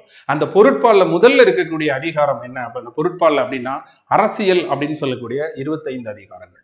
இந்த அரசியல் தான் ஒரு தலைவனுக்கு தேவையான பண்புகள். ஒரு தலைவனுக்கு என்ன பண்புகள் வேணும் அப்படிங்கிறத இறைமாட்சி அப்படிங்கிற அதிகாரத்துல என்ன சொல்லியிருக்காங்க? இறைமாட்சி அப்படிங்கிற அதிகாரத்துல ஒரு தலைவனுக்கு தேவையான பண்புகள் வந்து சொல்லப்பட்டிருக்கு இல்லையா? ஒரு தலைவனுக்கு தேவையான பண்புகள் எதுல சொல்லப்பட்டிருக்கு? இறைமாட்சி அப்படிங்கிற அதிகாரத்துல. ஒரு இறை அப்படிங்கிறது இங்க யாரா குறிப்பிடுதுன்னா மன்னனை குறிப்பிடுகிறது. மாட்சினா பெருமை. மாட்சினா என்னது? பெருமை. ஒரு மன்னனுக்குரிய பெருமை தரக்கூடிய பண்புகள் என்ன அப்படிங்கிறது இறைமாட்சிங்கிற அதிகாரத்துல சொல்லப்பட்டிருக்கு. ஒரு மன்னன் எப்படி உடையவனாக இருக்கணும்னா நிறைந்த கல்வி அறிவு உடையவனாக இருக்கணும். அப்படி ஒருவேள் அவன் கற்கவில்லை எனில் பல குற்றங்கள் ஏற்படும். பல குற்றங்கள் ஏற்படும். அந்த மன்னன் எப்படி இருக்கணும்னா நல்ல கேள்வி அறிவுடையவனாக இருக்கணும். கேள்வினா நல்லா கேட்கணும், காது கொடுத்து கேட்கணும், என்ன சொல்றாங்க, மக்கள் என்ன குறைகளை சொல்றாங்க அப்படின்னு காது கொடுத்து கேட்கக்கூடியவனாக ஒரு மன்னன் இருக்கணும். ஒரு மன்னனுக்கு தேவையான பண்புகள் இறைமாட்சிங்கிற அதிகாரத்துல இருக்கு. அந்த மன்னன் கல்வி நிறைந்தவனாக இருக்கணும். அந்த மன்னன் கல்லாதவனாக இருக்கக்கூடாது. அப்படி கல்லாமல் இருந்தால் பல குற்றங்கள் ஏற்படும். அந்த மன்னன் கேள்வி அறிவுடையவனாக இருக்கணும். அவனுடைய இந்த கல்வி அறிவும் இந்த கேள்வி அறிவும் தான் அவனுக்கு நிறைந்த அறிவுடையமையாக இருக்கிறது. எல்லாத்தையும் படிச்சு தெரிஞ்சுக்க முடியாது இல்லையா, கேட்டும் தெரிஞ்சுக்கலாம். அதனாலதான் கேள்வின்னு ஒரு அதிகாரம். ஒரு மன்னனுக்கு தேவையான பண்புகள் இந்த 25 விதமான அதிகாரங்கள் வெளிப்படுத்துது. அதுல முதல்ல இறைமாட்சி, அரசனுக்கு தேவையான பண்புகள், சரியா? அதுக்கு அடுத்து வரிசையாக ஒரு மன்னனுக்கு கல்வி தேவை. அவன் கற்கவில்லை எனில் என்ன குற்றங்கள் ஏற்படும்ங்கிறதையும் கல்வியோடு சேர்த்து கல்லாமையை சொல்லிடுறாரு வள்ளுவர். கையோட கேள்வி. இந்த கல்வி கேள்வியால் நம்ம அறிவை 2 விதமா பெற முடியும். ஒண்ணு படிச்சு தெரிஞ்சுக்கலாம், இல்லைன்னா கேட்டு தெரிஞ்சுக்கலாம். அதனாலதான் அடுத்த அதிகாரம் அறிவுடைமை. அடுத்த அதிகாரம் என்னது? அறிவுடைமை. சோ அப்ப கல்வி கேள்வியால் அறிவை ஒரு மன்னன் என்ன செய்யணும்? பெறணும். பெற்ற பிறகு அந்த மன்னன் தன்னுடைய அறிவால தன்னிடம் குற்றங்கள் வராமல் பார்த்து கொள்ள வேண்டும். குற்றம் கடிதல் அப்படின்னு சொன்னா குற்றங்களில் இருந்து அவன் நீங்கி திரிய வேண்டும். அறிவுடையவனாக இருந்தால் ஒரு குற்றத்துல மாட்டிக்க கூடாது. நம்ம சொல்ல தெரியுமா, அறிவு இருக்கு அப்படி தப்பு பண்றீங்க அப்படி சொல்லுவோம் இல்லையா? சோ அப்போ ஒரு மன்னன் குற்றங்களில் இருந்து என்ன செய்யணும்னா தன்னை நீங்கி கொள்ள வேண்டும். அறிவுடைய ஒருவன் நிச்சயமாக தன்னுடைய குற்றங்கள்ல தனக்கு பேர் வந்து பழி வராத மாதிரி பார்த்துப்பான். துணை குற்றம் வரையினும் பனை துணையாய் கொள்வார் இல்லையா? சின்ன குற்றம் வந்தா கூட அது ஒரு பெரிய குற்றமாக நினைப்பாங்க. அந்த பழிக்கு நாணக்கூடியவர்கள் இல்லையா? அதெல்லாமே இந்த இந்த அதிகாரத்துல தான் இருக்கும். வருமுன்னர் காவாதான் வாழ்க்கை எரிமுன்னர் வைத்தூறு போல கெடுங்கிறதெல்லாம் இந்த அதிகாரத்துல உள்ள திருக்குறள் தான். இப்ப இந்த ஒரு அதிகாரம் குற்றம் கடிதல் அப்படின்னு சொல்லக்கூடிய ஒரு அதிகாரம். அடுத்து ஒரு மன்னனுக்கு என்ன தேவைன்னா பெரியவர்கள் துணை வேணும் இல்லையா? நமக்கு ஒரு நல்ல மென்டார் நிச்சயமா வேணும். என்னதான் இருந்தாலும் இடிப்பாரே இல்லாத ஏமாறா மன்னன் கெடுப்பார் இல்லானும் கெடும் இல்லையா? நம்ம ஒரு தவறான பாதையில போறோம்னா நம்மளை இடித்து திருத்தக்கூடிய பெரியவர்களுடைய துணை நிச்சயமாக ஒரு மன்னனுக்கு வேணும். ஒரு மன்னனுக்கு தேவையான பண்புகள்ல முக்கியமானது பெரியவர்களுடைய துணை. அது மட்டும் இல்லாம ஒரு மன்னன் என்ன செய்யக்கூடாதுன்னா சிற்றினங்கள் கூட சேரக்கூடாது. சேர்ந்தா அழிஞ்சிருவான். ஒரு மன்னன் சிற்றினம் சேராமை அப்படின்னா, ஏன்னா ஒரு மனிதன் ஒரு சொல்லுவாங்க இல்லையா, ஒருத்தன் எப்படிப்பட்டவங்கிறது அவன் எந்த இனத்தோடு சேர்ந்து இருக்கிறாங்கிறத பொறுத்து தான் இருக்கு இல்லையா? அந்த இனம் சிறப்பான இனமாக இல்லைன்னா இன்னைக்கு நன்மை தரலாம், நாளைக்கு அது நிச்சயமாக நல்லினத்தின் ஊங்கு துணை இல்லை. நல்ல இனத்தை போல துணை வேற ஒண்ணும் இல்லை. அதே போல அல்லினத்தின் அல்லல் படுவதும் இல்லைன்னு வள்ளுவர் சொல்லுவாரு. கெட்ட இனம் நமக்கு அமைஞ்சிருச்சுன்னா அந்த நட்பு அந்த ஃப்ரெண்ட்ஷிப் நம்மளை அழிச்சிடவும் செஞ்சிடும். அது போல துன்பப்படுறதுக்கு வேற ஒண்ணும் இல்லைன்னு சொல்லியிருப்பாரு. அப்போ ஒரு மன்னன், அந்த மன்னனுக்கு தேவையான பண்புகள் இறைமாட்சிங்கிற அதிகாரத்திலையும், மன்னனுடைய பெருமையை பற்றி இறைமாட்சிலையும், ஒரு மன்னனுக்கு பெருமை தரக்கூடியதாக எது அமைகிறதுன்னு இறைமாட்சிலையும், அந்த மன்னன் கல்வி கேள்விகளில் சிறந்த அறிவுடையவனாக விளங்க வேண்டும்னு வரிசைப்படுத்திட்டு கல்வியை சொல்லும் போதே கற்கவில்லையெனில் ஏற்படக்கூடிய குற்றங்களை அடுத்த அதிகாரத்துல சொல்லிட்டு அடுத்து கேள்விகளில் சிறந்த அவன் அறிவுடையவனாக விளங்க வேண்டும். அந்த அறிவின் மூலமாக அந்த அறிவுதான் அற்றம் காக்கும் கருவி. அந்த அறிவால் தன் மனதை சென்ற இடத்தால் செலவிடா தீதுரியை நன்றின் பால் உயிப்பது அறிவுன்னு கட்டுப்படுத்த தெரியணும். அந்த அறிவால் எப்பொருள் யார் யார் வாய் கேட்டாலும் அதன் மெய்ப்பொருளை காண வேண்டும்.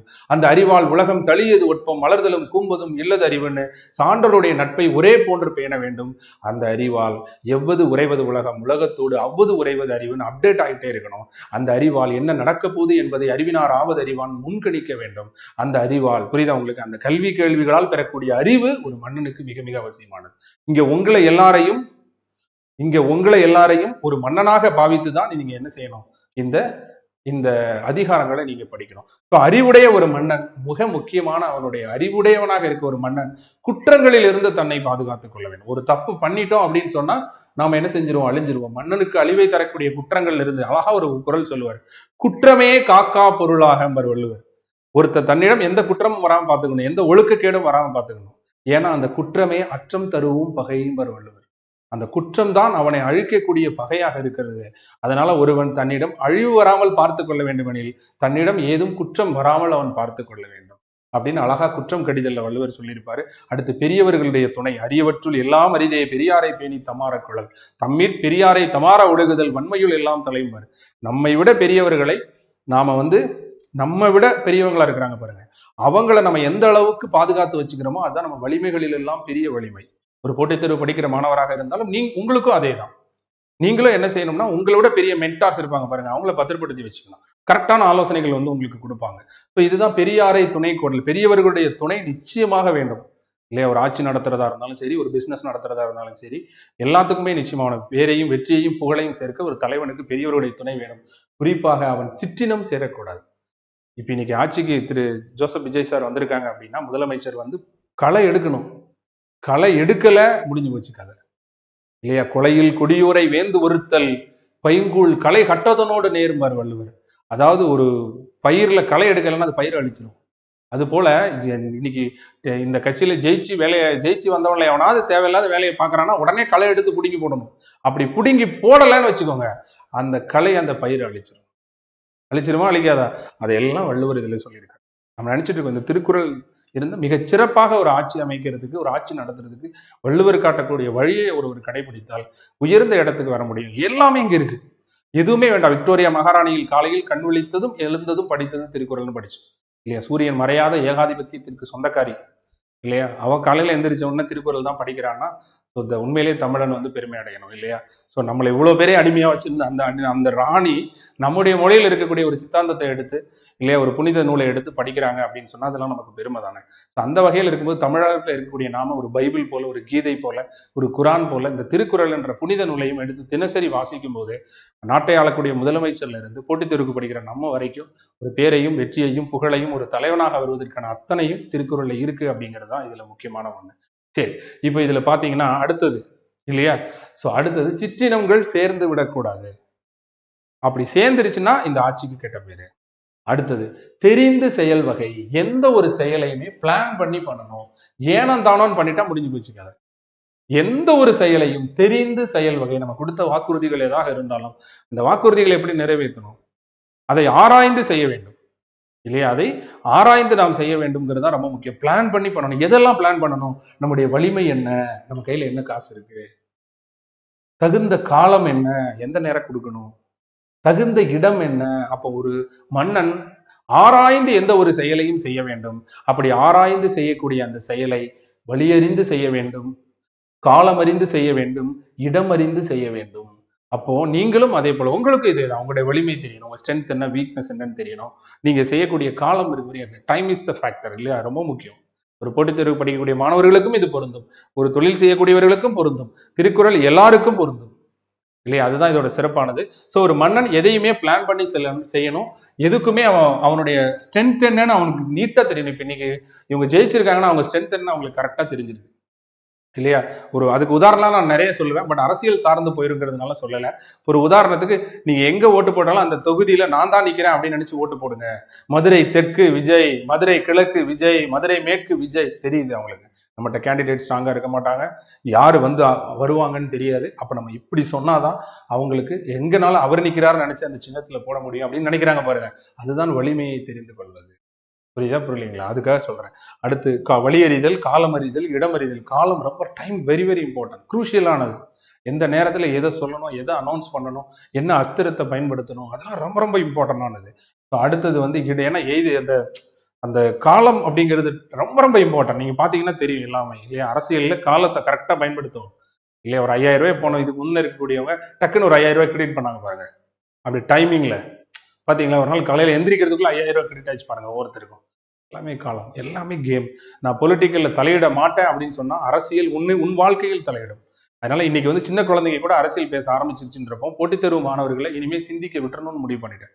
அடுத்த தடவை எம்பி எலெக்ஷன்ல யார் நின்னாலும் அந்த எலெக்ஷன் நின்னவங்களை கூட்டிட்டு வந்து அகாடமிலே பேசிருங்க. எந்த கட்சி சார்பா வந்தாலும் வாங்க, நான் ஒரு 1000 பேர் மாணவர்களை, இளைஞர்களை நான் உட்கார வைக்கிறேன், நீங்க பேசுங்க. நானே சொல்லிடுவேன், நீங்க பேசுங்க. உங்களுக்கு திறமை இருந்தா இல்லையா? உங்களுக்கு திறமை இருந்துச்சுன்னா நீங்க என்ன செஞ்சுக்கோங்க, மாணவர்கள்ட்ட உங்களுடைய பாசிட்டிவ் பாலிடிக்ஸை பேசுங்க. ஃபாரின்ல எல்லாம் அப்படிதான் இருக்கும் இல்லையா? அடுத்த கட்சி குறை சொல்லாதீங்க, பாசிட்டிவா பேசுங்க. பாசிட்டிவா நீங்க பாலிடிக்ஸ் பேசி நாங்க இந்த மாதிரி சீர்திருத்தங்களை கொண்டு வருவோம், எங்களுக்கு நீங்க ஓட்டு போடுங்கன்னு கேளுங்க. தப்பே கிடையாது. போட்டித் தேர்வு மாணவர்கள் இன்னைக்கு நம்ம படிக்கிற எல்லாத்துக்கும் பின்னாடி அரசியல் இருக்கு. அப்படி இருக்கும்போது போட்டித் தேர்வு மாணவர்கள் மட்டும் ஏன் விலகி போகணும்? இன்னைக்கு வந்து இந்த ஒரு இப்ப இந்த சமீப காலத்துல இந்த சமூக வலைதளத்தால சின்ன குழந்தைங்களுக்கு கூட அரசியல் தெரிய ஆரம்பிக்கும். அப்படி இருக்கும்போது போட்டித் தேர்வான மாணவர்கள் நம்மளும் ஒருத்தர் அடுத்த எம்பி எலெக்ஷன்லாம் வருது அப்படின்னா எல்லாரையுமே வந்து நீ என்ன பண்ணுன்னு சொல்லுப்பா, மாணவர்கிட்ட சொல்லு அப்படின்னு நம்மளே சொல்லிடலாம். ஒன்றும் தப்பு கிடையாது, ஒன்றும் தவறு ஒன்றும் கிடையாது இல்லையா? அது ஒரு பாசிட்டிவ் பாலிடிக்ஸ். அது ஒரு ஆரோக்கியமான விஷயமா வந்து வரணும். என்னைக்குமே நல்லவர்கள் ஆட்சிக்கு வரலன்னா கெட்டவங்க நடத்துற ஆட்சியை சகிச்சுதான் ஆகணும்னு சொல்லுவாங்க. ஸோ இன்னும் உங்கள்ட்ட ஒரு விஷயம் சொல்றேன், நீங்க ஆச்சரியப்படுவீங்க. என்னன்னா, நம்ம வந்து எல்லா வேட்பாளர்களும் சிறப்பானவங்க, அதுல சிறப்பானவங்களை நம்ம தேர்ந்தெடுக்கல. எல்லா வேட்பாளர்களும் பரவாயில்ல, அதுல பரவாயில்லாதவனை நம்ம தேர்ந்தெடுக்கல. எல்லாருமே சுமார். இவன் கோடி கோடியா சம்பாதிச்சுட்டான், இவன் ஊழல் செஞ்சுட்டான், இவனுக்கு வாய்ப்பு கொடுத்தாச்சு, சரி இந்த மாதிரி இவனுக்கு வாய்ப்பு கொடுப்போம் இல்லையா? இவன் யோக்கியம் கிடையாது, இவனும் யோக்கியம் கிடையாது, சரி இவன் கொஞ்சம் பரவாயில்லாத அயோக்கியன் இல்லையா? சரி அப்ப இவனுக்கு வாய்ப்பு கொடுப்போம். இப்படிதான் நாம வந்து வேட்பாளர்களை தேர்ந்தெடுத்திருக்கிறோமே தவிர இன்னும் நல்லவர்கள் நிறைய பேர் ஆட்சிக்கு வரவில்லை. நல்லவர்கள் ஆட்சி நடத்தலைன்னா கெட்டவங்க நடத்துற ஆட்சியை சகிச்சுதான் ஆக வேண்டும். புரியுதா புரியலைங்களா? அதனால இளைஞர்களானவர்கள் என்ன செய்யணும், அவர்களும் என்ன செய்யணும், அரசியலுக்கு வரணும். படித்தவர்கள் அரசியலுக்கு வரணும், பண்புள்ளவர்கள் அரசியலுக்கு வரணும், உயர்ந்த சிந்தனை உடையவர்கள் அரசியலுக்கு வரணும், உழைக்கக்கூடிய வர்க்கத்தினர் அரசியலுக்கு வரணும். எல்லாருமே வரணும். எல்லாருமே வந்து எல்லாருடைய முன்னேற்றத்துக்காக, முக்கியமாக தகுதியும் விருப்பமும் உடையவர்களா அந்த தமிழ் இனத்தின் மீது, சமூகத்தின் மீது தீராத காதல் உடையவர்கள் அரசியலுக்கு வரணும். எப்போதுமே வரணும். அப்படி வரலன்னா யாரோ ஒருத்தர் வர்றதை நீங்க சகிச்சுதான் ஆகணும். கட்டாயம் சகிச்சுதான் ஆகணும். அது காலத்தினுடைய கட்டாயம். அதை நம்ம வந்து தவிர்க்கவே முடியாது. அப்ப நீ எங்க போன, நீ ஏன் வரல? அப்ப வர்றவன் நீ ஆதரிச்சுதான் ஆகணும் அப்படிங்கிறது தான் இதுல வந்து கட்டாயமான ஒண்ணாக இருக்கிறது. ஸோ அடுத்து என்ன அப்படிங்கிறத நம்ம வந்து பாருங்க. ஸோ நெக்ஸ்ட் வந்து பாத்தீங்கன்னா, ஸோ ஒருத்தர் எதையுமே திட்டமிட்டு செய்யணும், வழி அறிந்து, காலம் அறிந்து, இடமறிந்து செய்யணும். அடுத்து அவர் என்ன செய்யணும் அப்படின்னா, தெரிந்து தெளிதல். தன்னோடு கூட வச்சிருக்கக்கூடியது யாரு, அவனுக்கு என்ன தெரியுங்கிறத தெரிந்து அவர் செய்யணும். தெரிந்து தெளிதல்ங்கிற அதிகாரத்துல வள்ளுவர் என்ன சொல்றாருன்னா, தெரிந்துன்னா ஆராய்ந்து. உன் கூட வச்சிருக்கிற ஆளை நீ ஆராய்ந்து வச்சிருக்கணும். இதனால் இவன் முடிப்பான் என்றாய்ந்து அதனை அவன் கண் விடல்னு படிக்கிறோம் இல்லையா? அது போல ஒரு இவன் தகுதியானவனான்னு பார்த்து அவன் அந்த வேலையை ஒப்படைக்கிறதுக்கு தான் தெரிந்து தெரிதல் அப்படிங்கிற அதிகாரம். ஆராய்ந்து ஒருத்தரை தேர்ந்தெடுக்கணும். குணமும் நாடி குற்றமும் நாடி அவற்றுள் மிகை நாடி மிக்க கொள்ளல்னு படிக்கிறோம் இல்லையா? சோ எப்படிப்பட்ட ஆளை நீ சூஸ் பண்ணணும், சூஸ் பண்ண வேண்டாம் நீ எப்படி வேலை வாங்கணும் அப்படிங்கிறது தான் தெரிந்து வினையாடல். அதாவது நம்ம கூட வச்சிருக்கக்கூடிய பணியாளர்களை எப்படி தேர்ந்தெடுக்கணும், அவங்கள்ட்ட எப்படி வேலையை வாங்கணும் அப்படிங்கிறது தெரிந்து வினையாடல். புரியுதுங்களா உங்களுக்கு? இந்த தெரிந்து செயல் வகையில உங்களுக்கு தெரிஞ்ச ஒரு குறள் தான் குணம் நாடி குற்றமும் நாடி அவற்றின் மிகை நாடி மிக்க குறள். எல்லாருமே பெர்ஃபெக்டா இருக்க மாட்டான். அவனை குற்றத்தையும் பாரு, அவனுடைய குணத்தையும் பாரு, அதுல எது அதிகமா இருக்கோ அதை வச்சு நீ அவனை சூஸ் பண்ண. அடுத்ததாக தெரிந்து வினையாடல்னா அவனோட வேலையை ஒப்படைச்சு எப்படி ட்ரைனிங் கொடுக்கணும், இது தெரிந்து வினை. எல்லாத்தையும் ஒரு பொறுப்பை தூக்கி கொடுத்துட்டா போதாது, கொடுத்துட்டு அவனை மானிட்டர் பண்ணணும் இல்லையா? அதை தான் தெரிந்து வினையாடல் அதிகாரத்துல பாக்குறோம். அப்புறம் சொந்த பந்தங்களை எப்படி நிப்பாட்டணும், சுற்றம் தாழாள். ஏன்னா ஒரு மன்னன் சொந்தங்கள் இல்லாமலும் இருக்க முடியாது, அதே நேரத்தில் சொந்தங்களை என்ன செய்ய முடியாது, தலையிலையும் தூக்கி வச்சுட்டு இருக்க முடியாது. ஒரு மன்னன் சொந்த பந்தங்களை எப்படி அரவணைக்கணுங்கிறதுக்கு ஒரு அதிகாரம். அடுத்து ஒரு மன்னன் ரொம்ப முக்கியமானது மறதி இல்லாதவனாக இருக்க வேண்டும். தான் என்ன வாக்குறுதி கொடுத்தமோ அந்த வாக்குறுதியை நிறைவேற்றுபவனாக ஒரு மன்னன் இருக்கணும். அதுதான் பொச்சாவாமை. அந்த மன்னன் செங்கோன்மை, சிறந்த நீதிவானாக இருக்க வேண்டும், செங்கோல் ஆட்சி செலுத்துபவனாக இருக்க வேண்டும். அவன் கொடுங்கோல் ஆட்சி செலுத்தி விடக்கூடாது, மக்கள் பயப்படும்படி ஆட்சி செய்து விடக்கூடாது. இது மிகப்பெரிய சேலஞ்ச். ஏன்னா செங்கோல் ஆட்சி செலுத்தும் போது நிறைய சிரமங்களை ஒரு மன்னன் சந்திக்க வேண்டியிருக்கும் இல்லையா? கொடுங்கோன்மை, வெறுவந்த செய்யாமைனா மக்கள் பயப்படும்படி, இதெல்லாமே நீதி வழங்கும் முறை. ஒரு மன்னன் எப்படி நீதி வழங்கணும்னு சொல்லக்கூடியது இந்த 5 அதிகாரம். ஒரு மன்னன் எப்படி நீதி வழங்கணும், அவன் கற்ற நீதி நூல்களை கொடுத்த வாக்குறுதிகளை மறவாதவனாக இருக்க வேண்டும், பொச்சாவாமை அப்படிங்கிற அதிகாரத்துல. அவன் நீதிமுறைப்படி செங்கோல் ஆட்சி செலுத்த வேண்டும் இல்லையா? சொல்லுவாங்க இல்லையா, குடிதலி கோலோச்சு மாநில மன்னவன் அடிதலி நிற்கும் உலகுன்னு நீங்க படிச்சிருப்பீங்கல்ல. வான் நோக்கி வாழும் உலகெல்லாம் மன்னவன் கோல் நோக்கி வாழும் குடி. வானத்து உயிர்கள் எல்லாம் வான்மலையை நம்பி இந்த உலக உயிர்கள் வாழ்வதை போல மன்னனுடைய செங்கோலை நம்பி தான் டிஎன்பிஎஸ்சி நியாயமா நடக்கணும்தான் நம்ம படிச்சுட்டு இருக்கோம் இல்லையா? அதுதான் அவங்க சொல்றாங்க. செங்கோன்மை, கொடுங்கோன்மையாக இருந்து விடக்கூடாது ஒரு மன்னனுடைய ஆட்சி. அவனுடைய ஆட்சி மக்கள் பயப்படும்படியாக இருக்கக்கூடாது. மொத்தத்தில் மன்னனுடைய ஆட்சி எப்படி இருக்குன்னு தெரியுமா? கண்ணோட்டம், இரக்க குணத்தோடு, அரவணைப்போடு, அனைவரையும் அனுசரித்து செல்லக்கூடிய ஆட்சியாக இருக்க வேண்டும். அதாவது கண்ணோட்டத்தோடு இருக்கணும். கண்ணோட்டம் என்னும் கழி பெரும் காரிகை உண்மையான உண்டி உலகன்னு வள்ளுவர் சொல்லுவார் இல்லையா? கண்ணோட்டம்னு சொல்லக்கூடிய அந்த இரக்க குணம்ங்கிற பண்பு ஒரு தண்டை இருக்க போய் தான் இந்த உலகம் இன்னும் உயிரோடு இருக்கிறது. மன்னனிடம் அந்த இரக்க குணம் நிச்சயமாக இருக்கணும். கண்கலங்கக்கூடியவனாக இருக்கணும், கருணை மிக்கவனாக இருக்கணும், அன்பினுடைய பெருக்கமுடைய அருளுடையவனாக ஒரு மன்னன் இருக்கணும். கண்ணோட்டம் இல்லையா? சோ அப்போ மன்னன் எப்படி இருக்கணும்? மறதி இல்லாதவனாக, தான் கொடுத்த வாக்குறுதிகளையும் கற்ற நீதி நூல்களையும் மறவாதவனாக, செங்கோல் ஆட்சி செலுத்துபவனாக இருக்க வேண்டும். எப்படி இருக்கக்கூடாது? கொடுங்கோன்மை உடையவனாக, மக்கள் பயப்படும்படி ஆட்சி செய்பவனாக இருக்கக்கூடாது. அவன் மொத்தத்தில் இரக்க குணம் உடையவனாக இருக்க வேண்டும். அவன் இரக்கம் குணமுடையவர்களாக இருக்க வேண்டும். ஒரு மன்னன் 360 டிகிரி ஒற்றாடல், இங்க பாருங்க, ஒரு மன்னன் 360 டிகிரில என்ன நடக்குதுன்னு தெரிஞ்சிருக்கணும் இல்லையா? இன்னைக்கு சொன்னது போல இன்னைக்கு அதாவது எங்க என்ன நடந்தாலும் அவனுக்கு தெரியணும். நாம பாட்டுக்கு மந்திரிகள்கிட்ட கொடுத்துட்டோம், நாம பாட்டுக்கு கீழே இருக்கிறவன் பார்த்துப்பான் அப்படின்னு சொல்லி இருந்துடக்கூடாது. ஒற்று வச்சிருக்கணும். ஒற்றொற்றி தந்த பொருளையும் மற்றும் ஒரு ஒற்றினால் ஒற்றி கொள்ளல்ங்கிறார் வள்ளுவர். ஒருத்தன் சொன்னா கூட அதை நம்பக்கூடாது, இன்னொரு ஒற்றனை அனுப்பி அதன் மூலமாக தெரிஞ்சுக்கணும். புரியுங்களா? ஒற்றும் உரை சான்ற நூலும் தெற்றென்க அப்படிம்பார் வள்ளுவர். ஒரு மன்னனுக்கு ரொம்ப முக்கியமானது 2 கண் எது தெரியுமா? ஒண்ணு ஒற்று, எங்க என்ன நடந்தாலும் அவனுக்கு வரணும், ஆள் வச்சிருக்கணும். 2வது உரை சான்ற நூலும் நீதி நூல்கள். இது 2ம் ஒரு மன்னனுக்கு 2 கண்கள் போல. சரியா? ஒரு மன்னனுக்கு இது 2 ரொம்ப ரொம்ப அவசியமானது. அப்ப இன்னைக்கு முதலமைச்சராக பதவியேற்கக்கூடியவர் நிச்சயமாக என்ன செய்யணும்? எங்க என்ன நடக்குன்னு கேட்க மாட்டேன்னு சொல்லக்கூடாது, கேட்டு தெரிஞ்சுக்கணும். கேட்டு கட்டாயமாக தெரிஞ்சுக்கணும். அதை தெரிஞ்சுக்க அவர் தவறுனார்னா அதனால அங்க ஒரு பிரச்சனை வரும். தெரிஞ்சுக்கிட்டா அதனால ஒரு பிரச்சனை 100% வரும். அப்போ ஒற்று அப்படிங்கிறது நமக்கு போட்டித் தேர்வு மாணவர்களுக்கு இந்த ஒற்றாடல் எதுக்கு தெரியுமா? 360 டிகிரி நம்மளை வீழ்த்தக்கூடிய வினாத்தால் எப்படி அமைக்கப்படும்? ப்ரீவியஸ் இயர் கொஸ்டின் என்ன, ப்ரீவியஸ் மந்த் கொஸ்டின் என்ன, நம்மகிட்ட அவன் என்ன எதிர்பார்க்கறான், நம்மளை ஏமாத்தி அவன் ஜெயிச்சிடக்கூடாது. நம்ம எக்ஸாம் எழுதி நம்ம ஜெயிக்கணும். 360 டிகிரி நம்ம பேட்டர்ன் அனலைஸ் பண்ணி வச்சிருக்கணும், கொஸ்டின் பேப்பர் அனலைஸ் பண்ணி வச்சிருக்கணும். அப்பதான் நம்ம ஜெயிக்க முடியும். சரி, இப்படி அனலைஸ் பண்ணும்போது நம்மளால முடியுமான்னு என்ன வரும்?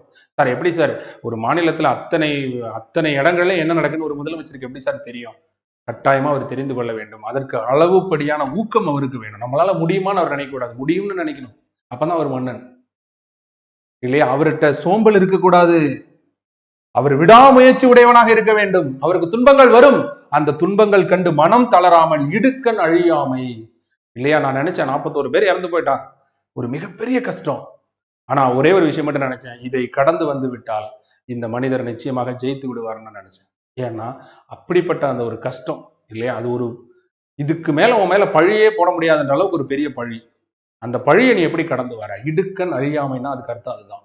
துன்பங்களை கண்டு மனம் தளராதவனாக ஒரு மன்னன் இருக்க வேண்டும். அந்த துன்பம் மனிதர்கள் தரலாம், வேற யாராவது கூட தரலாம், கடவுளே கூட தரலாம். ஆனா அதையும் தாண்டி நம்ம வரோம் பாருங்க, அந்த ஒரு அந்த ஒரு அந்த ஒரு இது நமக்கு வேணும் எல்லாருக்குமே. நீங்க லைஃப்ல நீங்க எல்லாரையும் பாருங்க, யார் ஒருத்தர் மிகப்பெரிய அளவுல அடி விழுதா அவன் வாழ்க்கையில பெருசா முன்னேறி வந்திருப்பான். ஏன் தெரியுமா? அவனுடைய இதயம் இரும்பாக மாறிவிடும். அவனுடைய இதயம் இரும்பாக மாறிவிடும். அப்படி மாறும்போது அவனால என்ன வேணாலும் சாதிக்க முடியும். இதுக்கு மேல நம்மள என்ன சொல்லிடுவாங்க, இதுக்கு மேல என்ன பழி வந்துடும், இதுக்கு மேல என்ன கஷ்டம் வந்துடும், அதுக்கடுத்து வந்துடும். இதெல்லாம் ஒரு உதாரணத்துக்காக நான் சொல்ல வரேன். ஸோ இடுக்கண் அழியாமை உங்களுக்கும் அதே தான். நீங்க போட்டித் தேர்வுக்கு படிச்சுட்டு இருக்கும்போது உங்களுக்கு நிறைய பிரச்சனைகள் வரும், நீங்க எதிர்பாராத பிரச்சனைகள் உங்களுக்கு வரும். ஆனா அதையும் தாண்டி நீங்க கடந்து வரும்போது நிச்சயமாக நீங்க வந்து ஜெயிப்பீங்க. ஸோ இதுதான் வந்து விஷயம். இதெல்லாம் எதுக்காக அப்படி தெரியுமா? ஒரு மன்னன் எடுத்த காரியத்துல வெற்றி பெறணும்னா 360 டிகிரி நீங்க தான் அப்படின்னு நினைச்சுக்கோங்க. மன்னன்னா நீங்க உங்களை நினைச்சுக்கோங்க. 360 டிகிரி என்ன நடக்குன்னு தெரியணும், ஊக்கத்தோட படிக்கணும், சோம்பல்ல இருக்கக்கூடாது, விடாமுயற்சியோட படிக்கணும். ஆழ்வினை உடைமைனா விடாமுயற்சி. எதையுமே என்னால முடியும்னு நினைக்கணும். நான் செய்வேன், நான் பண்ணுவேன், என்னால முடியும் அப்படின்னு நீங்க நினைக்கணும் இல்லையா? சோ என்னால முடியும் அப்படின்னு நீங்க நினைக்கணும். சோ இறுதியாக இடுக்கண் அழியாமை அப்படின்னு சொல்லக்கூடிய ஒரு அதிகாரம். சோ இடுக்கண் அழியாமை அப்படின்னு சொல்றது துன்பம் கண்டு மனம் தளராமை. துன்பம் கண்டு மனம் தளராமை அப்படிங்கிறது தான் இதனுடைய அர்த்தம். ஓகேயா? ஸோ இதெல்லாம் வந்து நீங்க தெரிஞ்சுக்கணும். ஸோ அப்போ ஒரு மன்னனுக்கு தேவையான பண்புகள் 25 பண்புகள். இன்னைக்கு உங்களுக்கு தெரியும், போட்டித் தேர்வுல அதிகாரங்களையே வரிசைப்படுத்தி சொல்லி கேட்கிறாங்க. அப்ப அந்த 25 அதிகாரத்தை ஞாபகம் வச்சுக்கலாமா? 1, ஒரு தலைவனுக்கு தேவையான பெருமைகளை சொல்வது இறைமாட்சி. அடுத்து, ஒரு தலைவன் கல்வி உடையவனாக இருக்கணும், கல்வி கற்காதவனாக இருக்கக்கூடாது, கேள்வி அறிவுடையவனாக இருக்கணும், இந்த கல்வி கேள்விகளால் அறிவு நிறைந்தவனாக இருக்கணும். அந்த அறிவால் அவன் துன்பங்கள், அதாவது குற்றங்கள்ல இருந்து தன்னை பாதுகாத்துக்கணும், தாண்ட கெட்ட பேர் வந்துடக்கூடாது. அவன் பெரியவர்களை துணையா வச்சுக்கணும், அதே நேரத்துல சிற்றினங்கள் கூட சேரக்கூடாது. அவன் எதையுமே பிளான் பண்ணி பண்ணணும். அவன் எதையுமே என்ன செய்யணும்? பிளான் பண்ணி பண்ணணும். நான் கொடுத்துருக்க பாருங்க, தெரிந்து செயல் வகை. பிளான் பண்ணி பண்ணணும். எதெல்லாம் பிளான் பண்ணணும்? அவனுடைய வலிமை என்ன, காலம் என்ன, இடம் என்னன்னு அவன் பிளான் பண்ணி எந்த ஒரு செயலையும் செய்யணும். சரியா? வலிமை தெரியாம அவன் போய் நின்றக்கூடாது. வினை வழியும், தன் வழியும், துணை வழியும், மாற்றான் வழியும் தூக்கி செயல்கிறாங்க இல்லையா? இன்னைக்கு ஆட்சியை காப்பாத்தனா கூட நம்முடைய வலிமை என்னன்னு பார்த்துதான் இன்னைக்கு அவன் நிக்கணும். நம்முடைய வலிமை இல்லைங்கிறப்போ இந்த இடத்துல கொஞ்சம் இறங்கி தான் போக வேண்டியிருக்கும். அதுல மாற்று கருத்தே இல்லை இல்லையா? சோ அதை தான் வந்து வள்ளுவர் சொல்லியிருக்கிறாரு. ஸோ என்ன தெரிந்து இடமறிதல், வழி அறிதல், காலம் அறிதல் தெரிஞ்சுக்கிட்டு, ஸோ அதுக்கு அடுத்து வந்து பாத்தீங்க அப்படின்னு சொன்னா, ஒரு மன்னன் எந்த ஒரு செயலையும் ஆராய்ந்து தன்னோடு இருக்கக்கூடிய மனிதர்களை, இங்க பாருங்க, இது எப்படின்னா நிர்வாகம். ஒரு மன்னனுடைய நிர்வாகம் எப்படி இருக்கணும் அப்படின்னா, ஆராய்ந்து ஒரு செயலை செய்யணும், வழி அறிந்து, காலம் அறிந்து, இடம் அறிந்து செய்யணும்.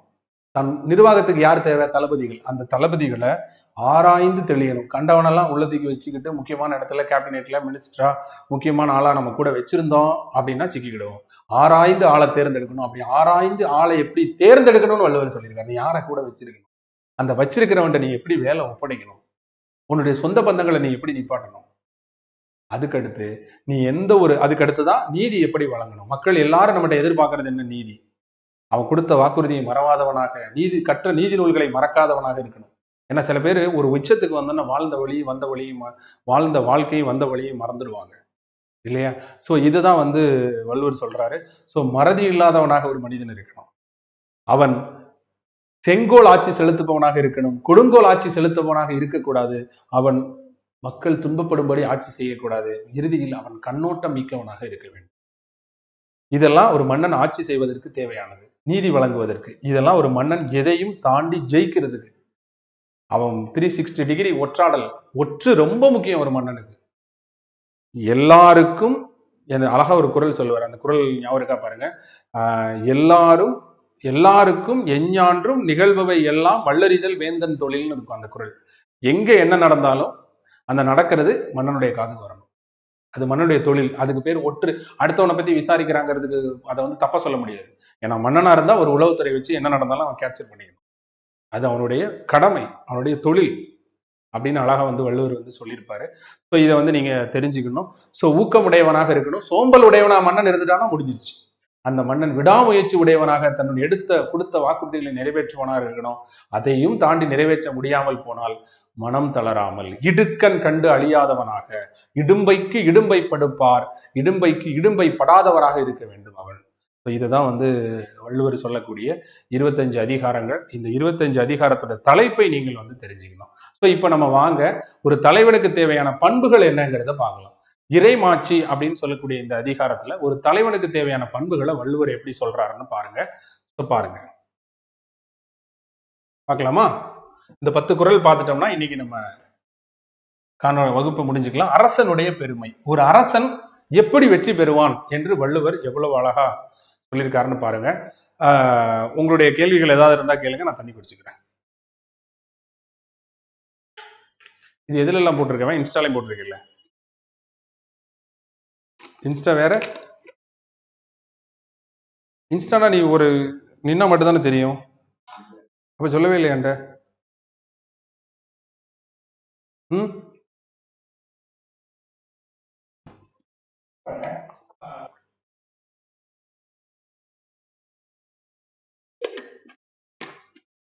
சொல்லணும்ல நீ.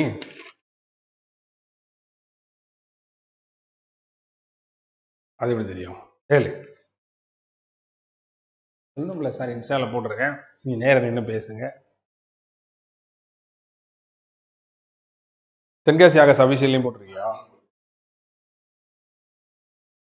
பார்க்கலாமா ஒரு தலைவனுக்கு என்ன தேவைன்னு?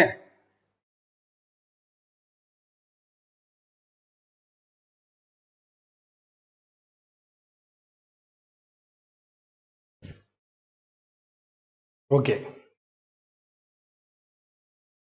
Okay, very good. எல்லோருக்கும் எல்லாம் நிகழ்வை எஞ்ஞான்றும் வல்லறிதல் வேந்தன் சொல்லி. Very good. Okay, very good. So இப்போ பார்க்கலாமா ஒரு தலைவனுக்கு தேவையான பண்புகளாக வள்ளுவர் சொல்லக்கூடியது என்ன? ஃபர்ஸ்ட், ஒரு தலைவர்களுக்கெல்லாம் தலைவன் யார் தெரியுமா? அரசர்களுள் சிங்கம் போன்றவன் யார் தெரியுமா? படை, குடி, கூழ், அமைச்சு, நட்பு, அரண் ஆறும் உடையான் அரசருள் ஏறு அப்படிங்கிறார் வள்ளுவர். அரசர்களில் சிங்கம் போன்றவன் யார் அப்படின்னு சொன்னா, மிகச்சிறந்த படை யாரிடம் இருக்கிறது? மிகச்சிறந்த படை யாரிடம் இருக்கிறது? மிகச்சிறந்த குடிமக்கள் யாரிடம் இருக்கிறார்கள்? கூழ் என்றால் வளம், பினான்சியல் பொசிஷன். ஒரு மிகச்சிறந்த ஒரு கூழ், அதாவது பினான்ஸ் வளம் யாரிடம் இருக்கிறது? மிகச்சிறந்த அமைச்சர்கள், தளபதிகள் யாரிடம் இருக்கிறார்கள்? மிகச்சிறந்த நட்பு, ஒரு துன்ப காலத்துல தாங்கி பிடிக்கக்கூடிய நட்பு யாரிடம் இருக்கிறது? அரண் என்றால் பாதுகாப்பு. இங்க அரண்கிறது நிர்வாக முறை, நம்முடைய ஒழுக்கம், சுய ஒழுக்கம், இதெல்லாம் அரண் நமக்கு. இந்த அரண், இந்த ஆறும் உடைய ஒரு மன்னன் மன்னர்களுள் மன்னனாக, மன்னர்களுக்கெல்லாம் சிங்கம் போன்றவனாக இருப்பான். அப்போ ஒரு மன்னன் தனியாக வெற்றி பெற முடியாது, நல்லா தெரிஞ்சுக்கோங்க. எலெக்ஷன்ல தனியா ஜெயிச்சிடலாம், 100% ஜெயிச்சிடலாம். ஆனால் ஒரு மன்னன் மன்னர்களுள் மன்னனாக, அரசர்களில் சிங்கம் போன்றவனாக ஜெயிக்கணும் அப்படின்னா அவனுக்கு சிறந்த படை இருக்கணும், அற்புதமான ஒரு காவல்துறை, அற்புதமான ஒரு படை இருக்கணும் ஒரு மன்னனுக்கு. அதுக்கடுத்து நல்ல குடிமக்கள் இருக்கணும். இங்க பாரு, புகழ்ற குடிமக்களும் இருக்கிறாங்க, தூற்றுற குடிமக்களும் இருக்காங்க. அப்ப நம்ம நல்லது செஞ்சு செஞ்சு செஞ்சு இவ்வளவு வசைப்படுறவங்களை சரி பண்றது எவ்வளவு கஷ்டமான வேலை இல்லையா? இந்த உலகத்துல எல்லாரையும் திருப்திப்படுத்த முடியாதுப்பா. நம்மளை நேசிக்கிறவங்களுக்கு மட்டும் நம்ம இருந்துட்டு போறோம்னு சொல்ல முடியாது. ஏன்னா ஓட்டு போட்டவங்க போடாதவங்க எல்லாருக்கும் நம்ம தான் சீஃப் மினிஸ்டர். கரெக்டா? எல்லாருக்கும் நம்ம தான். இன்னைக்கு காலையில் நான் எந்திரிச்ச உடனே ஒரு புத்தகம் படித்தேன், தலை சிறந்த 50 சொற்பொழிவுகள் அப்படின்னு. அதுல நடுவு பக்கத்தை எடுத்த உடனே பராக் ஒபாமா அவர்கள் இல்லையா, அவர்கள் வந்து அமெரிக்காவினுடைய அதிபராக ஒரு கருப்பினத்தை சேர்ந்த அவர் வந்து ஆட்சிக்கு வந்திருக்காரு. அவருடைய முதல் அந்த ஆட்சிக்கு வந்த உடனே அவர் ஆற்றிய சொற்பொழிவை வாசிச்சு அங்கும் இதே வார்த்தையை தான் வந்து சொல்லிடுறேன். இதுக்கு முன்னாடி இருந்த முதலமைச்சர் திரு மு க ஸ்டாலின் அவர்கள் அவருடைய முதலமைச்சர் உரையில இந்த முதல் வரியை இதை சொல்லியிருப்பாரு, எனக்கு ஓட்டு போட்டவங்க போடாதவங்க எல்லாருக்கும் நான் முதலமைச்சர் அப்படின்னு சொல்லியிருப்பாரு. அதான் உண்மை. இனிமே அந்த உயர்ந்த ஸ்தானத்துக்கு வந்ததுக்கு பிறகு நம்ம கட்சிக்காரங்க அப்படிங்கிறது ஒரு பக்கமா தூக்கி வச்சுட்டு எல்லா மக்களுக்கும் மாணவர்களாக நிச்சயமாக ஒரு தலைவன் இருக்கணும். அந்த குடிமக்கள் அவனை அதிகமாக போற்றக்கூடியவனாக இருக்கணும். நல்ல கூழ் என்றால் வளம். வளம் இல்லைன்னா நினைச்ச ஸ்கீம் எல்லாம் கொண்டு வர முடியாது. அப்போ ஒரு வருவாய் ஈட்டக்கூடியவனாக ஒரு மன்னன் இருக்கணும். இயற்றலும் ஈட்டலும் காத்தலும் காத்த வகுத்தலும் வல்லது அரசு. எவன் வல்லமை மிக்க அரசன் அப்படின்னா வருவாய் வரக்கூடிய சட்டங்களை இயற்ற தெரியணும், அதன்படி வருவாயை ஈட்ட தெரியணும், அந்த ஈட்டிய வருவாயை காக்க தெரியணும், அந்த காத்த வருவாயை செலவழிக்க தெரியணும், சரியான முறையில மக்களுக்கு செலவழிக்க தெரியணும், டிஸ்ட்ரிபியூட் பண்ண தெரியணும். இதுல எவன் வல்லவனாக இருக்கிறானோ அவனே சிறந்த மனிதன். அப்போ வளம், அந்த கூழ் அப்படிங்கிறத எப்படி நீங்க ஹேண்டில் பண்ணணுங்கிறது நிச்சயமா ஒரு மினிஸ்டருக்கு தெரியணும். அடுத்து நல்ல தளபதிகள் இருக்கணும், அமைச்சர் நல்ல தளபதிகள் இருக்கணும், நாலேஜா யாருக்கு என்ன பொறுப்பை கொடுத்தா அவங்க சிறப்பா செய்வாங்கன்னு தெரிஞ்சு பார்த்து கொடுக்கணும். ஏன்னா இப்ப நான் ஒரு வாத்தியாரு, என் நாலேஜ் என் மாணவர்களுடைய வாழ்க்கையை பாதிக்குமா பாதிக்காது. அதே போல ஒரு மினிஸ்டரோட நாலேஜ் நிச்சயமா அந்த அந்த துறையை பாதிக்கத்தான் செய்யும். அடுத்து நட்பு, நல்ல நட்பு வேணும். ஒரு கஷ்டம்னா அந்த கஷ்ட காலத்துல தோல் கொடுக்குற நட்பு வேணும் இல்லையா? அந்த கூட்டணி கட்சிகள் போல நல்ல நட்பு அந்த மன்னனுக்கு இருந்துன்னு வச்சுக்கோங்க, அவன் நிச்சயமா ஓட்டிடுவான் 5 வருஷத்தை. நட்பு சரியா அமையலைன்னா முடிஞ்சு கதை. அடுத்தது அரண். அரண்ங்கிறது இங்க எதுனா ஒரு மன்னனுக்கு கோட்டை சுவர்கள் இல்லையா? அது போல இங்க நமக்கு இப்ப நீங்க போட்டித் தேர்வு மாணவரான உங்களுக்கும் இது தேவை, எனக்கும் தேவை. இப்ப நானே பாருங்களேன், டாப் ஐஏஎஸ் அகாடமின்னு ஒரு ஐஏஎஸ் அகாடமி நடத்துறேன். எனக்கு சிறந்த படை யாரு? என்னுடைய எம்ப்ளாயிஸ். எனக்கு சிறந்த குடி யாரு? மாணவர்கள். எனக்கு சிறந்த கூழ் எது? என்ன இருக்கிற ஃபினான்சியல் பொசிஷன். என் கையில காசு இருந்தா நான் என்ன பண்ணலாம்? ஒரு கம்மியான டெஸ்ட் வச்சு கூட கொடுக்கலாம் இல்லையா? உண்மைதானே? ஒரு ஒரு ஒரு 10 பேர் ஏதாவது ஃபீஸ் கன்செஷன் கேட்டா பரவாயில்லப்பா படிப்பான்னு சொல்லலாம். ஒரு கஷ்டப்பட்ட ஒரு 4 பேரை படிக்க வைக்கலாம். என்கிட்ட இல்லைன்னா வாடகை கொடுத்தே அவனுன்ற நிலைமை இருந்தா அந்த இடத்துல 4 பேருக்கு உதவி செய்ய முடியாது இல்லையா? புரியுதுங்களா உங்களுக்கு? நல்ல கூழ். இப்போ ஒரு பரம்பரை பணக்காரனா இருந்தா கல்வியை தர்மத்துக்கு நடத்தலாம், முடியுமா முடியாதா? ஸோ அது ரொம்ப ரொம்ப முக்கியமானது. ஸோ இதுதான் சொல்றாங்க. கூழ் அப்படின்னு சொல்லக்கூடியது வளம். ஒரு மன்னனுக்கு நல்ல வளம் இருக்கணும். இப்போ எனக்கிட்ட நல்ல ஃபினான்சியல் பொசிஷன் இருக்கு, நல்ல ஸ்டூடெண்ட்ஸ் இருக்காங்க, நல்ல எம்ப்ளாயிஸ் இருக்காங்க, நல்ல அமைச்சர்கள்னா அந்த பணியாளர்களை வழிநடத்தக்கூடிய ஹெட் பொசிஷன்ல இருக்கிறவங்க, ஐடி ஹெட்டு, ரா ஹெட்டு நான் வச்சிருக்கேன். அந்த மாதிரி ஜோனல் இன்சார்ஜ், ரீஜனல் மேனேஜர்ஸ், அதே போல ஹெச்ஓடிஸ், ஒவ்வொரு சப்ஜெக்ட்டுக்கு ஒரு ஹெச்ஓடிஸ், இவங்களும் அமைச்சர்கள். ஒரு சிறந்த அமைச்சர்கள் என்கிட்ட இருக்காங்க. அதுக்கப்புறம் என்கிட்ட நல்ல நட்பு இருக்கு. நட்புனா என்னன்னா, சில நேரங்களில் நம்ம வளர்றது பிடிக்காம நமக்கு யாராவது தொந்தரவு தரலாம். அந்த நேரத்தில் நம்மளுக்கு உதவி செய்யக்கூடிய காவல்துறை நண்பர்கள், இல்லை சட்ட வல்லுநர்கள், சில அரசியல் நண்பர்கள், இந்த மாதிரி நம்மள்ட்ட சில நட்பு இருக்கணும். நட்பு ரொம்ப ரொம்ப முக்கியம். அடுத்து அரண்ங்கிறது எனக்கு என்ன தெரியுமா? என்னுடைய நிர்வாக முறையும் என்னுடைய ஒழுக்கமும். அதுதான் எனக்கு பாதுகாப்பு, எனக்கு அரண். ஸோ இந்த 6ம் என்னிடம் இருந்தால் நான் சிங்கங்களுள் சிங்கமாக என்ன செய்வேன்? இன்ஸ்டியூட் நடத்துவேன், நம்பர் 1 இருப்பேன். இந்த 6ம் தான் எனக்கு ஒரு சேலஞ்ச். ஈஸியா இருக்காது. புரியலைங்களா உங்களுக்கு? அப்போ படிக்கிற உங்களுக்கும், இல்ல அரசு ஊழியராக போற உங்களுக்கும், எனக்கும், எல்லாருக்கும் பொருந்துற ஒரு திருக்குறள். மன்னர்களுள் மன்னனாக இல்லையா? மன்னர்களுள் மன்னராக ஒருத்தர் இருப்பார் அப்படின்னு சொன்னா அது யாரா இருப்பாருன்னா, படை, குடி, கூழ், அமைச்சு, நட்பு, அரண் 6ம் உடையான் அரசருள் ஏறு. ஏறுனா சிங்கம். அரசர்களில் சிங்கம் போல இருப்பா. இன்னும் எத்தனை வருஷம் ஆச்சுனாலும் அவனால அமைக்க முடியும். இதெல்லாம் 6 அமைந்தால். இது அமையலைன்னா வர முடியாது இல்லையா? ஸோ இதுதான் தெரியணும். இன்னைக்கு ஏற்கனவே இருக்கக்கூடிய கவர்மெண்ட் கவுந்ததுக்கான காரணம் என்ன? இப்போ இன்னைக்கு நான் போட்டித் தேர்வு மாணவர்களுக்கு எதுக்கு அரசியல் சார்ந்து பாடம் எடுக்கிறேன்னா, நீங்க நம்ப மாட்டீங்க, இந்த ஆட்சி மாற்றத்துக்கு டிஎன்பிஎஸ்சி மாணவர்களும் ஒரு காரணம். ஏன்னா 40 லட்சம் பேர் போட்டித் தேர்வு படிக்கிறவங்க இருக்காங்க. எக்ஸ்க்ளூசிவ்லி 20 லட்சம் பேர் டிஎன்பிஎஸ்சி எக்ஸாம் படிக்கிறாங்க. அவங்க எல்லாருமே கடந்த 1 வருஷமா ரொம்ப கஷ்டப்படுறாங்க. டிஎன்யூஎஸ்ஆர்பின்னு சொல்லக்கூடிய எஸ்ஐ எக்ஸாம், போலீஸ் எக்ஸாம் படிக்கிற பசங்க ஒரு 3-4 லட்சம் பேர் இருக்காங்க. அவங்களும் கஷ்டப்படுறாங்க. இவங்க என்ன நிறைய படுற கஷ்டத்தை இந்த கவர்மெண்ட் கண்டுக்கவே இல்லை. அல்லல் பட்டு ஆற்றாது அழுத கண்ணீர் அன்றே செல்வத்தை தேய்க்கும் படையினர். ஒரு மன்னன் நாள்தோறும் நாடி முறை செய்யா மன்னவன் நாள்தோறும் நாடு கெடும். ஒவ்வொரு நாளும் தன் குடிமக்களை சந்தித்து குறைகளை ஒரு மன்னன் கேட்கலன்னா ஒவ்வொரு நாளும் அவன் அழிஞ்சு போவான். அப்ப அவனிடம் பல்வேறு துறைகள் இருக்கும்போது அவன் நிச்சயமாக என்ன செய்யணும் அப்படின்னு சொன்னா, இது போன்ற போட்டித் தேர்வு நடக்கக்கூடிய துறைகளையும் காது கொடுத்து கேட்கணும். பட் அவர்கள் காது கொடுத்து கேட்கவில்லை. டிஎன்பிஎஸ்சியில் திடீர்னு சிலபஸ் மாறினது, அதில் திடீர்னு கேட்ட கஷ்டமான ஒரு கொஸ்டின், இதனால நீண்ட காலமாக படிச்சுட்டு இருக்கிறவங்க டிசப்பாயின்மெண்ட் ஆனது. போட்டித் தேர்வு மாணவருடைய கோரிக்கைகள், குரல்கள், அழுகைகள், ஒரு 3-4 பேர் சூசைடே பண்ணாங்க. இது எல்லாமே மாணவர்களுடைய மனநிலையில ஒரு மிகப்பெரிய கவலையையும் தாக்கத்தையும் ஏற்படுத்தி இருந்தது. போட்டித் தேர்வு படிக்கக்கூடிய ஆசிரியர் தகுதி தேர்வு மாணவர்கள், செவிலியர்கள், இது எல்லாமே ஏதோ ஒரு வகையில் அரசாங்கம் இந்த இடத்தை கவனிக்க தவறிடுச்சோ அப்படின்னு தான் நான் நினைக்கிறேன். இனி வரக்கூடிய ஆட்சியாளர்கள் போட்டித் தேர்வு மாணவர்களும் மிக முக்கியமானவங்கன்றதை புரிஞ்சுக்கிட்டு அவங்க என்ன செய்யணும்னா, கட்டாயமா அவர்களுடைய குறைகள் என்னங்கிறதையும் கேட்கணும். கட்டாயம் கேட்கணும். அப்படி கேட்கலன்னா, நீங்க நல்லா பாருங்க, 40 லட்சம் பேர்னா ஒரு வீட்டுக்கு 4 பேர்னா 1,60,00,000 பேர். ஒட்டுமொத்த பாப்புலேஷன்ல 25% ஓட்டு போட்டித் தேர்வு படிக்கிறவங்களே அவங்களோட சார்ந்த குடும்பங்கள்ட்ட இருக்கு. அப்போ நிச்சயமாக அந்த மாணவர்களுடைய குறைகளையும் யாரு கேட்கணும்னா, யார் ஆட்சியாளராக இருந்தாலும் கேட்கணும். இவங்களும் கேட்கல, காது கொடுத்து கேட்கல அப்படின்னு சொன்னா நிச்சயமா இவர்களுக்கும் அழிவுதான். யாராக இருந்தாலும் போட்டித் தேர்வு மாணவருடைய குறைகளை நிச்சயமாக கேட்கணும். இதுதான் உண்மை. சரியா? ஸோ எனிவே போட்டித் தேர்வான டிஎன்பிஎஸ்சி மாணவர்கள் சத்தம் இல்லாமல் நிகழ்த்திய சாதனைகள் இந்த ஆட்சி மாற்றமும் ஒண்ணு. ஏன்னா அவர்களும் பாதிக்கப்பட்டிருக்காங்க. சரி வாங்க அடுத்து என்ன இப்ப புரிஞ்சுதா? ஒரு மன்னனுக்கு எதெல்லாம் தேவை? இப்ப இந்த ஆட்சி நடக்கணும்னா கூட இந்த 6ம் இருக்கணும். சிறந்த சேனை, சிறந்த குடிப்பு. சட்டம் ஒழுங்கு சரியில்லைன்னா நாடு என்ன ஆகும்? சிறந்த குடிமக்கள் இல்லைன்னா மக்கள் எல்லாம் தூட்டுனாங்கன்னா என்ன ஆகும்? உணவுப் பொருள், செல்வம் எல்லாம் பட்ஜெட் போட முடியல என்ன ஆகும்? நல்ல அமைச்சர்கள் எல்லாம் என்ன ஆகும்?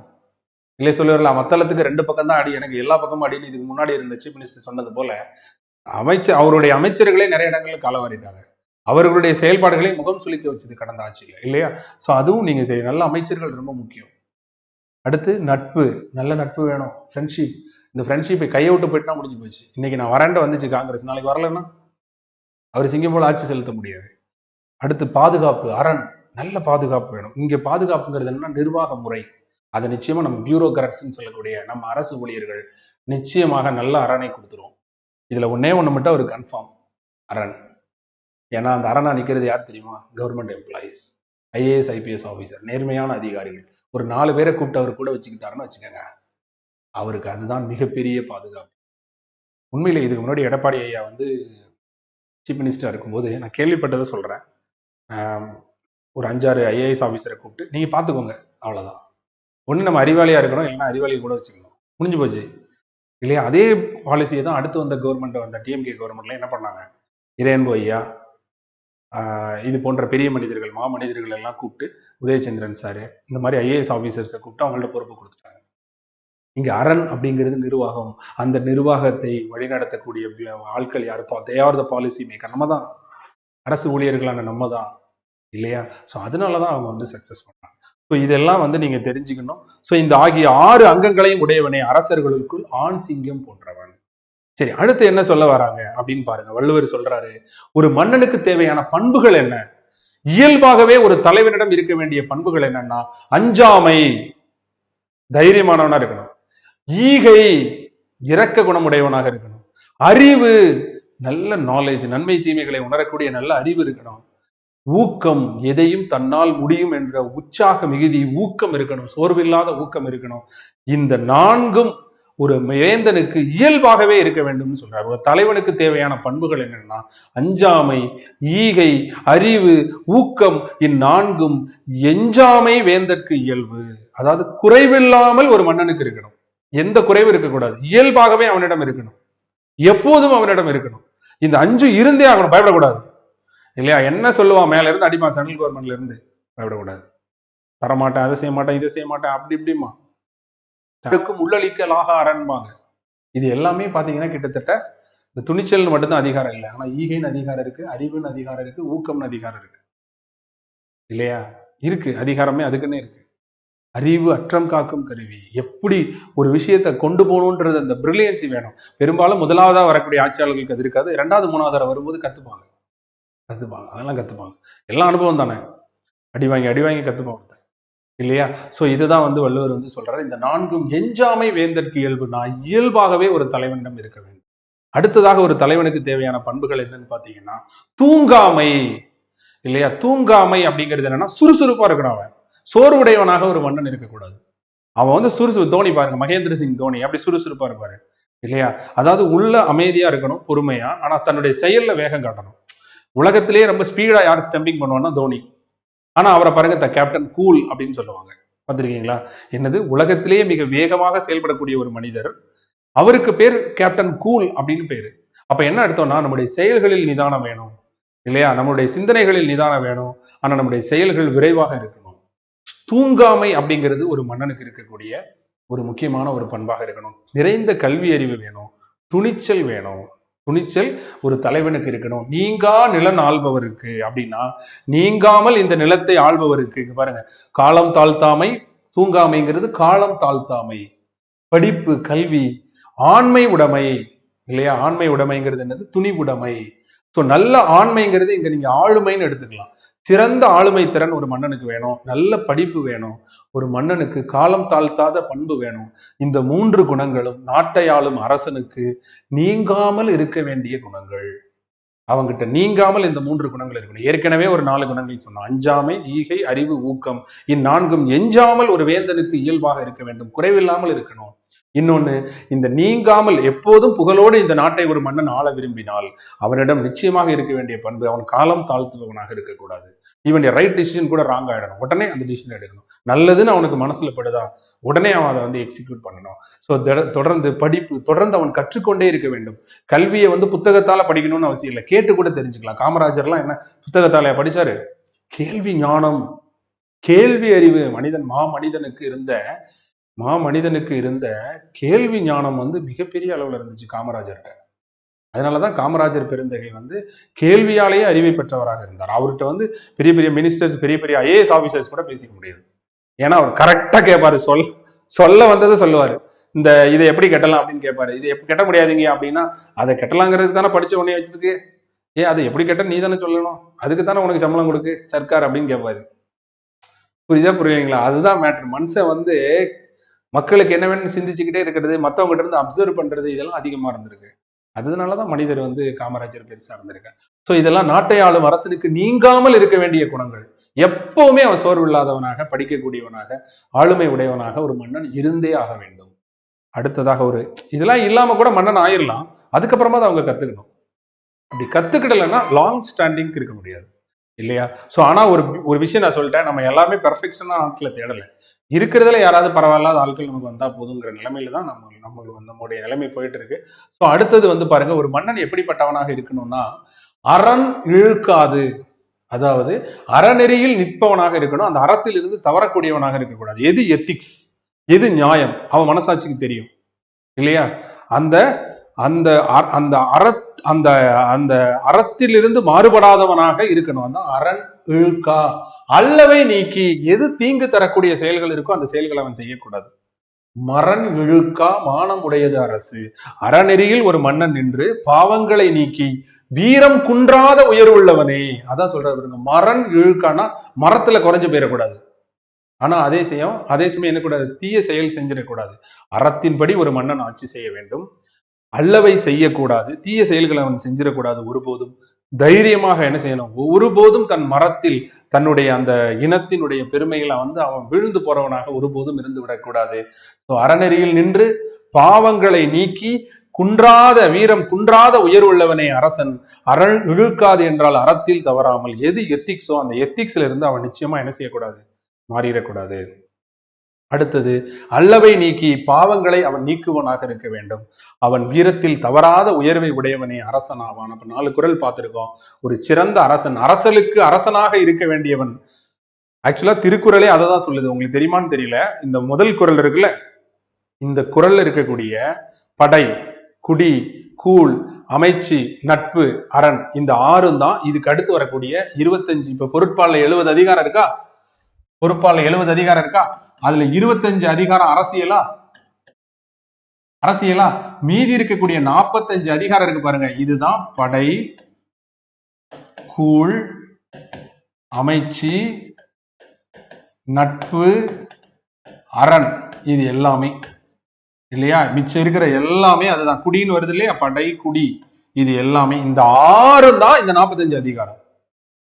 அப்போ ஒட்டு மொத்தமா, இப்ப உதாரணத்துக்கு நல்ல நட்பை எப்படி மெயின்டைன் பண்ணணும்னு வள்ளுவரே சொல்லிட்டாரு. ஒரு அரணை எப்படி உருவாக்கணும்னு வள்ளுவரே சொல்லிட்டாரு. அமைச்சர்களை எப்படி ஹேண்டில் பண்ணணும்னு வள்ளுவரே சொல்லிட்டாரு. எப்படி குடிமக்களை பார்த்துக்கணும்னு வள்ளுவரே சொல்லிட்டாரு. எப்படி வந்து வளத்தை எப்படி பெருக்கிறது, ரெவன்யூ எப்படி ஈட்டுறதுன்னு வள்ளுவரே சொல்லிட்டாரு. படை, மிகச்சிறந்த படை இருந்தா எப்படி இருக்கும், அதுல நன்மை தீமைகள் என்னன்னு வள்ளுவரே சொல்லிட்டாரு. அப்போ ஒரு அரசனுக்கு தேவையான பண்புகள் 25 அதிகாரத்திலையும், அந்த அரசன் ஒத்தையில நின்று ஜெயிக்க முடியாது இல்லையா? அவன் தன்னுடைய படை, குடி, கூழ், அமைச்சு, நட்பு, அரண் 6ஐயும் வலுப்படுத்தி தான் அவன் அரசர்கள் சிங்கமா இருக்க முடியும். அதை மீதி இருக்கிற 45 அதிகாரத்துல சொல்லியிருப்பாரு. அப்போ இந்த 70 அதிகாரங்களும் நிச்சயமாக வந்து என்ன யாருக்கு தெரியணும் அப்படின்னு சொன்னா, நிச்சயமாக ஒரு நாட்டை ஆளக்கூடிய மன்னனுக்கு நிச்சயமாக தெரியணும். இது ஒருவேளை புத்தகத்தை எடுத்து திருக்குறள் படித்து தெரியாட்டாலும் இயல்பாகவே இந்த குணங்கள் இல்லை என்றால், இதனால நிச்சயமா அவங்க உயர்ந்த ஒரு ஆட்சியை சிறப்பாக செய்ய முடியாது அப்படிங்கிறது இதுல இருக்கக்கூடிய முக்கியமான ஒன்று. சரி, அடுத்து ஒரு அரசனுக்கு தேவையான பண்புகளாக வள்ளுவர் சொல்லக்கூடியது. உங்களுக்கு ஒண்ணு தெரியுமான்னு தெரியல, இந்த இறைமாட்சிங்கிற அதிகாரத்துல இருந்து போட்டித் தேர்வுல எப்போதுமே கொஸ்டின் கேட்பாங்க. லாஸ்ட் குரூப் 1ல லாஸ்ட் 5 குரூப் 1 எக்ஸாம்ஸ் எடுத்து பாருங்க. 5 குரூப் 1 எக்ஸாம்லயுமே இந்த இறைமாட்சியில இருந்து கட்டாயம் ஒரு கொஸ்டின் இருக்கும். இப்படி சொன்னாதானே நீ கவனிப்ப. உனக்கு தேவை மார்க் தானே. சரியா? உண்மையிலேயே இருக்கும். சரியா? அதுக்காக சொல்ல வரேன். சரி, அடுத்தது நீங்க என்னன்னு கவனிங்க. சோ ஃபர்ஸ்ட் ஒரு மன்னன் வந்து எப்படி ஆட்சி செய்யணும், எதில் வல்லவனாக இருக்க வேண்டும்னா இயற்றலும், எப்படி வருமானத்தை ஈட்டுறது அப்படிங்கிறது தெரியணும். அவன் எல்லா மினிஸ்டர்ஸ் எல்லாம் கூப்பிட்டு, ஐஏஎஸ் ஆபீசர்ஸ் எல்லாம் கூப்பிட்டு எப்படி ரெவன்யூ ஈட்டுறதுன்னு தெரியும். இப்ப டாஸ்மார்க் மூடிட்டா ரெவன்யூ வழி கிடையாது. அப்ப டாஸ்மார்க்கால ஏற்படக்கூடிய வருவாய் இழப்பை வந்து ஒரு மன்னன் வந்து அவாய்ட் பண்ணணும்னு நினைக்கிறான்னா அப்போ அதுக்கு ஈக்குவலான வருமானத்தை அவன் எப்படி ஈட்டுவான். அது மக்களை வந்து கஷ்டப்படுத்தாம அந்த வரியை என்ன செய்யணும், ஈட்ட தெரியணும். அப்ப வருவாய் வரக்கூடிய வழிகளுக்கான சட்டங்களை இயற்றுவது ஒரு மன்னனுடைய கடமை. அந்த சட்டத்தை இயற்றினா போது, வரி போட்டா போது, வரியை கலெக்ட் பண்றது பெரிய கஷ்டம். ஒரு நகராட்சி வரி, சொத்து வரி, ஒரு வீட்டு வரியவே முனிசிபாலிட்டியில கலெக்ட் பண்ண முடியாம எவ்வளவு கஷ்டப்படுவாங்க. அந்த ஈட்டலும், அதை ஈட்டுவது அது ஒரு கலை. அதாவது வரி விதிக்கிறது ஒரு கலை, அந்த வரியை கலெக்ட் பண்றது ஒரு கலை. இன்கம் டாக்ஸ்ல இருந்தெல்லாம் போடுவாங்க பாருங்க, டாக்ஸ் ஒழுங்கு அந்த தேதிக்குள்ள கட்டிடுங்க, உங்களுக்கு பெனால்ட்டி கிடையாது, இப்படி எல்லாம் சொல்லி சொல்லி எப்படியாவது நைஸா பேசி அந்த வரியை வாங்கணும். அதுக்கடுத்து அதை காத்தலும்னா நம்ம சிஏஜின்னு சொல்றோம் இல்லையா, கம்பட்ரோலர் அண்ட் ஆடிட்டர் ஜெனரல் சொல்றோம் பாருங்க, அந்த அரசு பணத்தை பத்திரப்படுத்தணும் இல்லையா, அது ரொம்ப ரொம்ப முக்கியமானது. அதுக்கப்புறம் அந்த பத்திரப்படுத்தின பணத்தை, அதனாலதான் சிஏஜி போட்டு நம்ம பத்திரப்படுத்துறோம். அது நிதி மசோதா, மணி பில், பினான்சியல் பில் எல்லாம் போட்டுதான் நம்ம அதுல ₹1 கூட எடுத்து செலவு பண்ண முடியும். அது மக்களுடைய பணம். அப்ப அதை காத்தலும் காத்த வகுத்தலும் அப்படின்னா வகுத்து கொடுக்கணும் இல்லையா. நம்ம பாட்டுக்கு அள்ளி எல்லாத்துக்கும் கொடுத்துட முடியாது. இலவசத்துக்கே கொடுத்துட்டா அப்புறம் வளர்ச்சி திட்டங்களுக்கு எப்படி செலவு பண்றது, தவறு இல்லையா. அப்போ ஒரு எப்படி சேர்த்து வச்சிருக்கக்கூடிய அந்த பணத்தை வந்து இல்லையா, சேர்த்து வச்சிருக்கக்கூடிய பணத்தை எப்படி மக்களுக்கு பிரிச்சு கொடுக்கறது, எந்தெந்த துறைகளுடைய வளர்ச்சிக்கு கொடுக்கணும்னு ஒரு மன்னனுக்கு தெரியணும். இதில் வல்லவனே மிகச்சிறந்த ஒரு மன்னனாக இருக்க முடியும். அதுதான் வள்ளுவர் சொல்றாரு, இயற்றலும் வருவாய்க்கு வழி செய்தலும். இயற்றலும் என்றால் வருவாய்க்கு வழி செய்தலும், ஈட்டலும் அந்த பொருளை தொகுத்தலும், அதாவது அந்த வருவாயை சேர்க்கிறது, ஒண்ணு சேர்ந்து தொகுக்கிறது, திரள் நிதியை மொத்தமா தொகுப்பு நிதியை மாத்துறது, அதை பாதுகாக்கிறது. அதை பாதுகாக்கிறது ரொம்ப கஷ்டம். அதுக்கடுத்து அந்த காத்த பொருளை அளவறிந்து செலவு செய்தலும், அள்ளி கொடுக்கும்போது பார்த்து கொடுக்கணும். ஸோ இதுல வல்லவன் தான் அரசன். அப்போ ஒரு மன்னனாக இருக்கக்கூடியவன் எப்படி இருக்கணும் அப்படின்னா இந்த நாளிலையும் வல்லவனாக இருக்கணும். இருந்தால் மட்டும்தான் அவன் என்ன செய்ய முடியும், அந்த பினான்சியலை ஹேண்டில் பண்ண தெரியலன்னா நிச்சயமா சக்சஸ் பண்ண முடியாது. ஸோ இதை வந்து சொல்றாங்க. அடுத்ததாக ஒரு அரசனுக்கு தேவையான பண்புகள் என்னன்னு பாருங்க. இதெல்லாம் எனக்கு ரொம்ப பிடிச்சிருக்கு.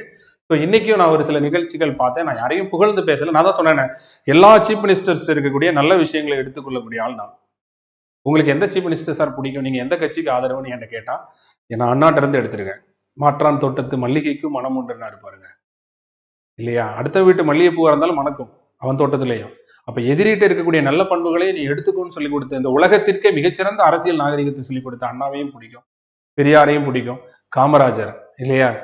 அந்த காமராஜருடைய அந்த பண்புகள் அதெல்லாம் படிக்கும்போது அவருடைய மதிய உணவத்திட்ட சாப்பாடு போட்டா அப்ப ஸ்கூலுக்கு போவியா, இல்லை சாப்பாடு போட்டா போவியா, அப்ப போட்டு சாப்பாடு அப்படின்னு போட்டாரு பாருங்க. ஸோ காமராஜர் பிடிக்கும். எம்ஜி ராமச்சந்திரன், அவர் பேர்ல எவ்வளவு பல்கலைக்கழகங்கள் இல்லையா. அள்ளி கொடுத்தாருன்னு சொல்லி இலங்கையில வந்து பிரபாகரனும் வைகோவும் போயிருந்திருக்க போது இந்தான்னு சொல்லி எவ்வளவு கோடி வேணும், 2 கோடியா இந்தான்னு சொல்லி தூக்கி கொடுத்தாருன்ற மாதிரி ஏதோ ஒரு வீடியோ பார்த்தேன். அப்பாப்பா என்ன கொடை வள்ளல், இப்படியெல்லாம் ஒரு வள்ளல் பிறக்க முடியுமா அப்படின்னு. அது மாதிரி ஜெயலலிதா அம்மா இல்லையா, 69% இடஒதுக்கீடு தன்னுடைய புத்திசாலித்தனத்தால 9வது அட்டவணையில சேர்த்தாருன்னு பார்த்தேன்.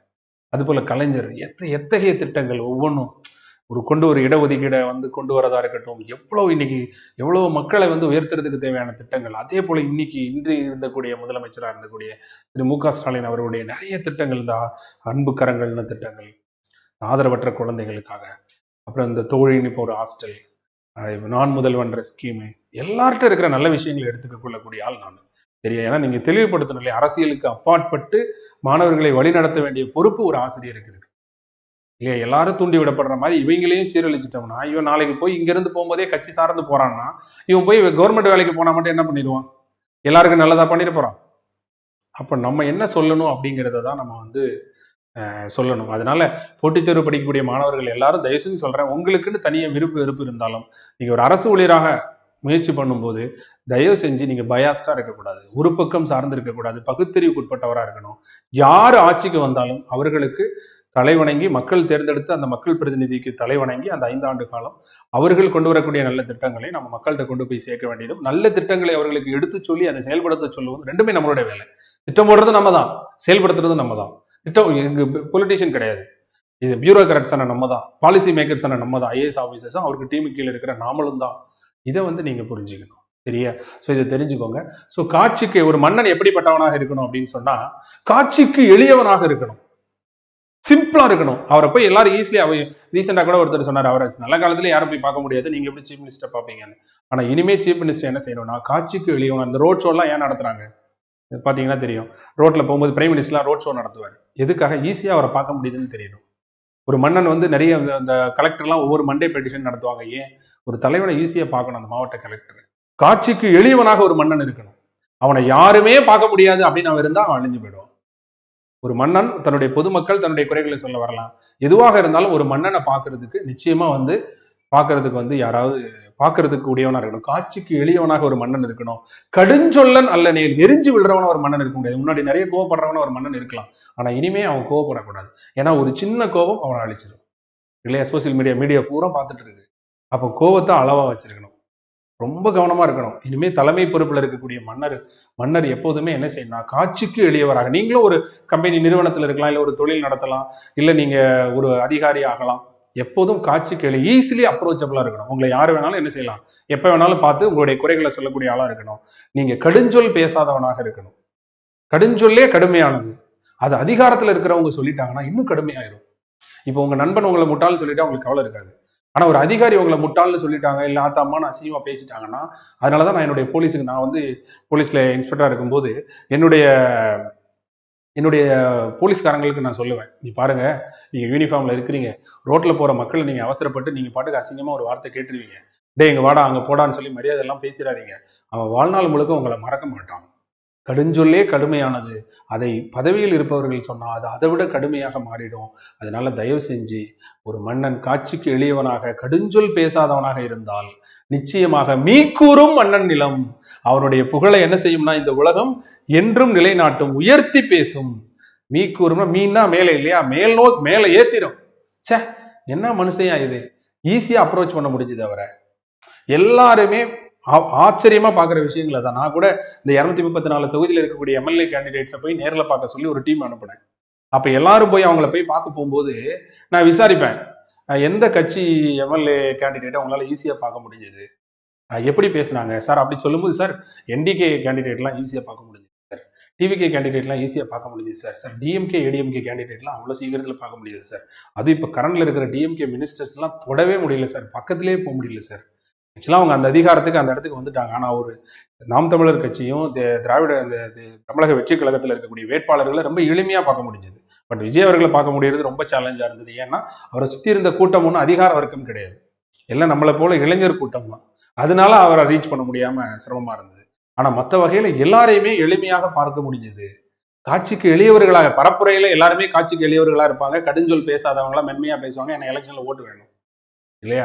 பட் ஆனா அதற்கு பிறகு, வென்ற பிறகு, ஒரு எம்எல்ஏ ஆன பிறகு எந்த அளவுக்கு வராங்க. இன்னைக்கு பாண்டிச்சேரியில வந்து திரு ரங்கசாமி அவர்களை சீஃப் மினிஸ்டர் ஆக்கியிருக்காங்கன்னா ஏன்? மனுஷன் அந்த ஊர்ல இருக்க எந்த ஒரு காது குத்தா இருந்தாலும் சரி, பால் காய்ச்சலா இருந்தாலும் சரி, குழந்தைங்க மொட்டை அடிச்சாலும் சரி, எந்த ஒரு திருமண விழாவா இருந்தாலும் சரி, அந்த மனுஷனை பார்க்கலாம். ஏன்னா அந்த மனிதன் காட்சிக்கு எளியவன், கடுஞ்சொல் அல்லாமல் மீக்கூறும் மன்னன் நிலம்ங்கிறது போல அவனை உயர்த்தி பேசுறாங்க. நீங்க எவ்வளவு கட்சி புதுசா வந்தாலும், நீங்க பாண்டிச்சேரியில வர புது கட்சிகளால பெருசா டாமினேட் பண்ண முடியலன்னா காரணம் என்னன்னா, அந்த எளிய மனிதருடைய அந்த தலைமைத்துவத்தை, அந்த மன்னனை வந்து போற்றி புகழ்றதாலதான் இன்னைக்கு வந்து அவர் வந்து என்னவா இருக்காரு, அவர் வந்து ஒரு சீஃப் மினிஸ்டரா இருக்காரு. ஸோ இதெல்லாம் வந்து நீங்க தெரிஞ்சு வச்சுக்கணும். ஸோ அடுத்ததாக வந்து பாத்தீங்கன்னா, ஒரு மன்னன் எப்படி இருக்கணும் அப்படின்னு சொன்னா, இன்சொலால் ஈத்தளிக்க வல்லாட்கு தன் சொலால் தான் கண்ட அனைத்து இவ்வுலகுங்கிறாரு. இனிய சொல்லோடு பேசணும், கடுஞ்சொல் பேசிடக்கூடாதுன்னு சொன்னவரு அவர் தானே சொல்லாரு, இனிய உளவாக இன்னாத பொருள் கனி இருக்க காய் கவர்ந்தற்றுன்னு. கடுஞ்சொல் பேசாதன்னு எதுக்கு போட்டு சொல்லிக்கிட்டு, இனிய வார்த்தை பேசுன்னு சொல்லலாமேன்னு அடுத்த குரல்ல சொல்லி, இன்சொல்லுடன் கொடுத்து காக்க வல்ல அரசனுக்கு, அதாவது இன்சொலால் ஈத்து அழிக்க, நல்ல வார்த்தையும் பேசுறான், அள்ளியும் கொடுக்குறான். நல்ல வார்த்தையும் பேசணும் ஒரு மன்னன், அள்ளியும் கொடுக்கிறவனா இருந்தான்னா அவனுடைய சொல்லால் அப்படின்னா, அவன் காக்கவல்ல அரசனுக்கு இந்த உலகம் தன் புகழை கூறுவதுடன் தான் நினைத்த படியெல்லாம் நடக்கும். தான் சொல்லால், அப்படிப்பட்ட அரசனுடைய அந்த தன்மையாலேயே தான் கண்ட அனைத்து உலகு அப்படின்னா, தான் கண்ட அனைத்துனா தான் நினைத்தபடியெல்லாம் நடக்கும். ஒரு மன்னன் இருக்கிற பண்பு, இனிய வார்த்தையும் பேசுறான், அள்ளியும் கொடுக்கிறவனா இருந்தானா, அந்த மன்னன் என்ன நினைக்கிறானோ அதே மாதிரி இந்த உலகம் நடக்கும். அந்த மன்னனுக்கு ஏத்தது போல இந்த உலகம் நடக்கும். அதுதான் அவர் வழியில் சொல்றாரு இல்லையா? அப்ப அவன் இனிய சொல் பேசுபவனாகவும் ஈர்த்து அளிக்கக்கூடிய கருணை உள்ளம் கொண்டவனாக அள்ளி கொடுக்கக்கூடிய பண்புடையவனாக ஒரு மன்னன் இருந்தான்னா அவன் எப்படி நடந்துக்கணும், எப்படி இருக்கணும்னு அவன் நினைக்கிறானோ அந்த உலகம் அவனுக்கு ஏற்ற மாதிரி அப்படி இருக்கும். அதான் அந்த 2 பண்புகள் இருந்தா. இதுல இன்னொரு அட்டகாசமான ஒரு பண்புகள் இருக்கு பாருங்க. அந்த குறள் பாருங்க. சரி, ஓகே, இதுக்கு இடையில சோ இந்த மன்னன் இவ்வளவு கேரக்டரோட, இவ்வளவு அஞ்சாமை, ஈகை, அறிவு, ஊக்கம், தூங்காமை, கல்வி, துணி உடைமை, ஒரு மன்னன் அறநிழுக்கா அல்லவை நீக்கி மரநிழுக்கா மானமுடையவனாக இருந்து இயற்றலும் ஈட்டலும் காத்தலும் காத்த பகுத்தலும் உடையவனாக இருந்து காட்சிக்கு எளியவனாக கடுஞ்சொல் பேசாதவனாக இருந்து இன்சொல் உடையவனாக ஈத்தளிக்க வல்லவனாக இருந்து இப்படியெல்லாம் இருக்கக்கூடிய மன்னனுக்கு என்னங்க நன்மை இருக்கு? இவ்வளவு ஸ்பெஷல் கேரக்டர் ஒரு மன்னனுக்கு இருந்து அவனுக்கு என்னங்க இருக்கு அப்படின்னா, முறை செய்து காப்பாற்றும் மன்னவன் மக்களுக்கு இறை என்று வைக்கப்படும். இப்படியெல்லாம் நியாயமாக இருக்கக்கூடிய மன்னன், நீதி வழங்கக்கூடிய மன்னன் தான் மக்களுக்கெல்லாம் கடவுள். மக்களுக்கெல்லாம் கடவுள் இறை என்று வைக்கப்படும். இன்னொரு வார்த்தையை வள்ளுவர் அழகா சொல்லியிருப்பாரு. என்ன அப்படின்னா, மக்களை எல்லாம் மன்னன் காப்பாற்றுவான், இறை காக்கும் வையகம் எல்லாம் அவனை முறை காக்கும் முட்டா செய்யும்பார் வள்ளுவர் ஒரு அதிகாரத்துல. என்ன சொல்லுவார்னா, மக்களை எல்லாம் மன்னன் நீதி வழங்கி காப்பாற்றுவான், அந்த மன்னன் அவன் செய்த தர்மம், அவன் செய்த நீதி காப்பாற்றும். நியாயமா நம்ம இருந்திருந்தோம்னா, இல்லையா, நியாயமா நம்ம இருந்தோம்னா எவ்வளவு விமர்சனங்கள் வச்சிருந்தாலும் நம்ம செஞ்ச தர்மம், நம்ம செஞ்ச நியாயம் நம்மளை காப்பாற்றும். இறை காக்கும் வையகம் எல்லாம், இந்த உலகத்தை எல்லாம் இறைவன் காப்பாற்றினாலும், அதாவது இறைங்கிறது இங்க மன்னன், இந்த உலகத்தை எல்லாம் மன்னன் காப்பாற்றுவான், அந்த மன்னனை அவன் செய்த தர்மம் காப்பாற்றும். அது மட்டும் இல்லாம அந்த மன்னன் தான் மக்களுக்கு கடவுள், இல்லையா? மன்னன் எவ்வளியோ மக்கள் எவ்வளி. அதான் வள்ளுவர் சொல்றாரு, முறை செய்து காப்பாற்றும் மன்னவன், நியாயமாக ஆட்சி நடத்தக்கூடிய ஒரு மன்னன் மக்களுக்கு எல்லாம், மக்களுக்கு எல்லாம் இறை என்று வைக்கப்படும். நமக்கு கடவுள் ஆட்சியாளர்கள் தான், அவர்களை நம்பிதான் இருக்கும். கையெடுத்து நம்ம அவர்களை தான் கும்பிடுறோம், டிஎன்பிசியை தான் கையெடுத்து கும்பிடுறோம். டிஎன்பிசியில வேலை வாங்கிட்டு நீ வரும்போது உனக்கு தெரியாது உன்னுடைய தாய் தகப்பன் எப்படி அந்த போட்டித் தேர்வு டிஎன்பிசி அமைப்பை பாக்குறாங்க தெரியுமா? நான் அந்த போட்டித் தேர்வுக்கு ஜெயிச்சவங்களுக்கு வின்னர் ஃபங்க்ஷன் வைப்பேன். அப்ப அந்த போட்டித் தேர்வுல ஜெயிச்ச ஸ்டூடெண்ட் வந்து கெத்தா ஏறி வருவா, அவ பாட்டுக்கு வந்து நிற்பா. ஆனா அவர் தாய் தகப்பன் கையெடுத்து என்னை எப்படி கும்பிடுவாங்க தெரியுமா? நீ தான் என் கடவுள் அப்படிங்கிற மாதிரி அவங்க உருகி போய் கும்பிடுவாங்க. ஆனா நான் என்ன தெரியுமா சொல்லுவேன், எனக்கு நீங்க தான்ப்பா கடவுள், நீங்க தான்ப்பா ஃபீஸ் கட்டிருக்கீங்க, நீங்க தான்ப்பா என்ன வாழ வைக்கிறீங்க, நீங்க கையெடுத்தெல்லாம் எனக்கு கும்பிட வேணாம்ப்பா அப்படிங்கிற மாதிரி நல்ல பிள்ளையை பெற்றிருக்கீங்க, அவங்க பிள்ளைங்க பேர் வாங்கி கொடுத்துருக்காங்கப்பா நான் சொல்லி நான் பொண்ணு நடத்துவேன். எதுவா இருந்தாலுமே யாருக்கு தெய்வமாக, நாட்டை ஆளக்கூடிய மன்னன் தான் நமக்கு கடவுள். அதுதான் வந்து வள்ளுவர் சொல்றாரு. அதனால கடவுள் என்பதை ஒரு மன்னன் மறந்து விடக்கூடாது. இது நீங்க படிச்சிருப்பீங்க, ஔவையாருடைய பாடல்ல மோசிகரனாருடைய பாடல் நினைக்கிறேன். இந்த மோசிகரனாருடைய ஒரு பாடல், அந்த 7th புறநானூறுல ஒரு பாட்டு உண்டு பாருங்க. என்ன பாட்டு டக்குன்னு ஞாபகம்? புறநானூறுல ஒரு பாட்டு வந்து 7th ஸ்டாண்டர்ட்ல புறநானூறுல மோசிகரனார் பாடியிருப்பார் பாருங்க. என்ன அப்படின்னா, நெல்லும் உயிரன்றே நீரும் உயிரன்றே மன்னன் உயிர்த்தே மலர்தலை உலகம் அப்படின்னு படியிருப்பாரா? மன்னா, மக்களுக்கு நெல்லோ நீரோ உயிர் அல்ல, மன்னன் தான் உயிர் என்று வாழ்ந்து வருகிறார்கள். அதனால் அவர்களுடைய உயிர் என்ன என்பது அருகே வேண்மிகு தானே வேந்தற்கு கடனே, மக்களை காப்பதுதான் ஒரு மன்னனுடைய கடமை என்பதை உணர்ந்து நீ மக்களை காப்பதுதான் உன்னுடைய கடமை, அதை மறந்து விடாதே அப்படின்னு சொல்லி அவ்வளவு அற்புதமா வந்து ஒரு பாடல் வந்து மோசிகரனார் வந்து நெல்லும் உயிரன்றே நீரும் உயிரன்றே அப்படிங்கிற ஒரு பாடல் வந்து பாடியிருப்பாங்க, பார்த்துருப்பீங்க. அதே போல மக்களை காப்பதுதான் மன்னனுடைய கடமை அப்படிங்கிறத மன்னன் மறந்துடக்கூடாது, இல்லையா? இனிமே அவர் தனியாள் கிடையாது, இல்லையா? அதை மறந்துடக்கூடாது. அடுத்ததாக வந்து பாத்தீங்க அப்படின்னா, ரொம்ப முக்கியமான ஒரு திருக்குறளுக்கு நம்ம வந்து நிக்கிறோம். இன்னைக்கு விர்ச்சுவல் வாரியர்ஸ் இருக்கிறாங்க, நிறைய எதிர்கட்சிகள் ஆப்போசிட் பார்ட்டிலாம் இருக்காங்க. ஆளுக்கு ஒரு குற்றச்சாட்டு வைப்பாங்க, அசிங்கமா பேசுவான், குடும்பத்தை இழுப்பான். பொது வாழ்க்கைக்கு வந்துட்டோம்னாலே விமர்சனங்கள் வரும். அந்த விமர்சனங்களை தாங்கிக் கொள்ளக்கூடிய திடமானம் இல்லையெனில் கடமையை நிறைவேற்ற முடியாது அப்படின்னு அறிஞர் அண்ணா சொல்றாரு. நீங்க எதிரிகள் நம்மளை தாக்கி தாக்கி வலுவில கட்டும், நாம் தாங்கி தாங்கி தாங்கி வலுப்பெறுவோம்னு அறிஞர் அண்ணா சொல்றாரு. அதனால விமர்சனங்களை தாங்கிக்கணும். உண்மைதானே? நம்மளை விமர்சனங்கள் வைப்பாங்க, நல்லவர்களும் இருப்பாங்க, கெட்டவர்களும் இருப்பாங்க. நம்மளை பிடிக்காதவர்கள் நிச்சயமாக நம்ம விமர்சனங்கள் வைப்பாங்க. அந்த விமர்சனங்களை தாங்கிக் கொள்ளக்கூடிய திடமானம் இல்லை எனில் கடமையை நிறைவேற்ற முடியாது. எதிரிகள் நம்மை தாக்கி தாக்கி வலுவில கட்டும், நாம் தாங்கி தாங்கி வலுப்பெறுவோம்னு அறிஞர் அண்ணா சொன்னது போல விமர்சனங்கள் வைக்கட்டும், நல்ல விமர்சனங்களை நம்ம எடுத்துப்போம், வாழ்க்கையில அதை நம்ம உயர்த்தும். அதே நேரத்துல தேவையில்லாத விமர்சனங்களை ஒரு மன்னன் என்ன செய்யணும், புறந்தள்ளணும். செவிகை சொற்பொருக்கும் பண்புடை வேந்தன் கவிகை கீழ் தங்கும் உலகுங்கிறார். யாருடைய ஆட்சியின் கீழ் இந்த உலகமே விரும்பி தங்கி நிற்கும் தெரியுமா? தன் காதுபட தன்னை இகழ்ந்து பேசுவான், தன் குடும்பத்தை பேசுவான், தன்னை சுத்தி பொது வாழ்க்கைக்கு வந்துட்டா நிச்சயமா பேசுவான். எல்லாரும் பேசுவான், போற வரவெல்லாம் பேசுவான், என்னன்னே தெரியாத அம்மாட்டு பேசுவான், குடும்பத்தை பத்தி பேசுவான், குழந்தைங்களை பத்தி பேசுவான், மனநோய் விளைவு எங்க அதிகம். ஆனா வள்ளுவர் சொல்றாரு, உன் காது படவே உன்னை இகழ்ந்து பேசினாலும் செவிகைப்பட் சொற்பொருக்கும், செவிகைப்பட் சொற்பொருக்கும் பண்புடை வேந்தன் கவிகை கீழ் தங்கும் உலகு. அந்த தான் காதுபட இகழ்ந்து பேசுறவனுடைய பேச்சையும் பொறுத்து கொண்டு அவனை பழிவாங்க வேண்டும் என்று நினைக்காமல் அதை பொறுத்து கொள்ளக்கூடிய பண்புடைய ஒரு மன்னனாக ஒருவன் இருந்தால் அவன் கவிகை கீழ் தங்கும் உலகு. அவனுடைய ஆட்சியின் கீழ் இந்த உலகமே தங்கும், அவன் ஆட்சியை இந்த உலகமே புகழும். அதனால நிச்சயமாக நிறைய பேர் ஏதாவது பேசுவாங்க. இப்ப இன்னைக்கு டிவிகே கட்சி இருக்குன்னா அந்த டிவிகே கட்சி அகைன்ஸ்டா பேசுறவங்க ஏகப்பட்ட பேர் இருப்பாங்க. அவங்க பேசுறவங்களெல்லாம் பழி வாங்கணும்னு இறங்கிடக்கூடாது, புரியுதா? ஒரு மன்னன் ஆக்சுவலி எந்த கட்சி இருந்தாலும், இன்னைக்கு இருக்கிற கட்சி ஆளுங்கட்சி வச்சு நான் சொல்றேன், பட் இருந்தாலும் எந்த கட்சி இருந்தாலும் சரி, அவனை பழி வாங்குற வேலையில நம்ம ஈடுபட்டு இருக்க கூடாது. நம்ம பாட்டுக்கு நம்ம கடமையை செஞ்சு போய்கிட்டே இருக்கணும். இன்னும் ஒரு படி மேல போய் நம்மளை நேரடியா திட்டுனா கூட, இன்னைக்கு நான் அதிகாரத்துக்கு வந்துட்டேன், உன்னை என்ன பண்றேன் பாருன்னு பண்ணக்கூடாது. இது நான் நிறைய பேர்கிட்ட பார்த்துருக்கேன். இன்னைக்கு பிரதமர் மோடி யாரும் பேசாம இருக்காங்களா? இதுக்கு முன்னாடி இருந்த திரு மு.க. ஸ்டாலின் அவர்களை பேசாம இருந்திருக்காங்க. பேசுவான், அவனெல்லாம் பழி வாங்கணும் நம்ம கீழே இறங்கணும்னா போயிடும். பேசுறான்னு பேசிட்டு நம்ம பாட்டுக்கு நம்ம வேலையை பார்த்துட்டு போயிட்டே இருக்கணும். அது புரியுதா? அந்த விமர்சனத்தை தூக்கி தூர போட்டு போயிட்டே இருக்கணும், சரியா? ஸோ இதுதான் வள்ளுவர் சொல்றாரு. ஸோ அடுத்ததாக, காது வெறுக்கும்படி கூறப்படும் சொற்களை பொறுத்து கொள்ளும் குணமுள்ள அரசனது குடை நிழலின் கீழ் உலகம் நிலைத்திருக்கும். அப்போ ஒரு தலைவனுக்கு தேவையான பண்புகளை எவ்வளவு அழகா சொல்றாரு. ஸோ நம்மளுடைய சிஎம் சாருடைய நீங்க கொடுக்கக்கூடிய கிரீவன்ஸ் இருக்கு பாருங்க, அந்த கிரீவன்ஸை கலெக்ட் பண்ணக்கூடிய வெப்சைட்டோட முகவரியில இந்த திருக்குறள் இருக்கு, நீங்க பாருங்க தெரியும்.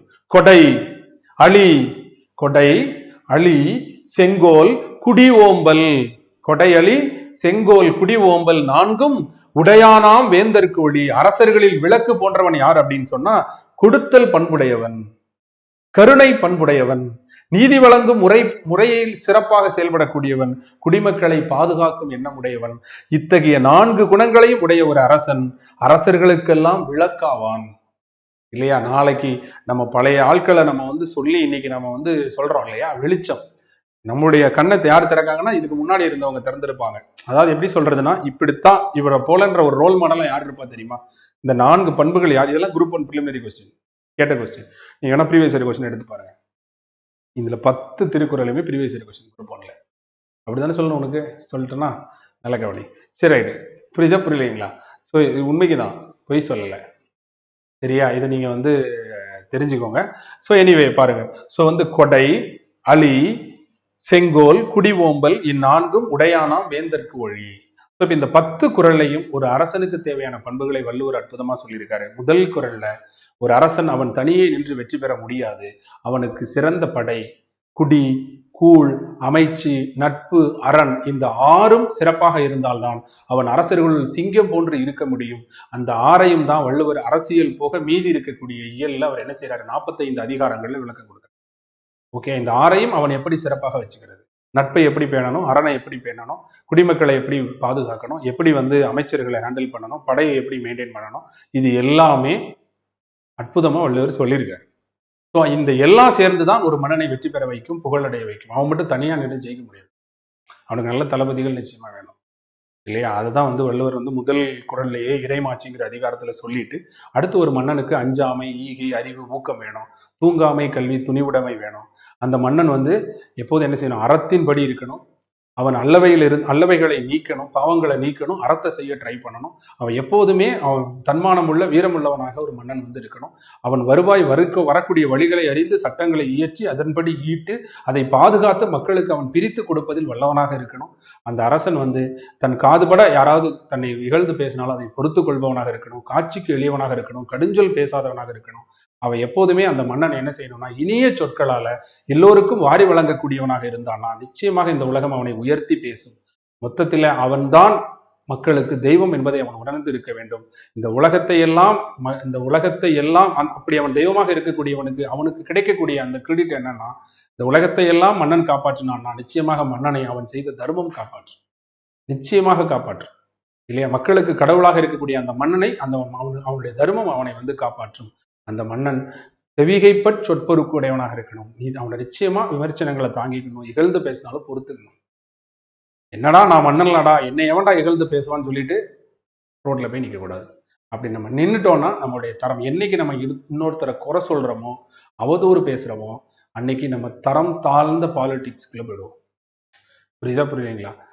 அதாவது வள்ளுவர் அழகா வந்து சொல்லியிருப்பாரு. என்ன சொல்லுவாருன்னா, ஒருத்தர் நம்ம குறை சொல்றதால நம்மளோட வேல்யூ கூடாது. அதனால நம்மளை அவங்க என்ன நினைப்பாங்கன்னா, மட்டமா தான் நினைப்பாங்க.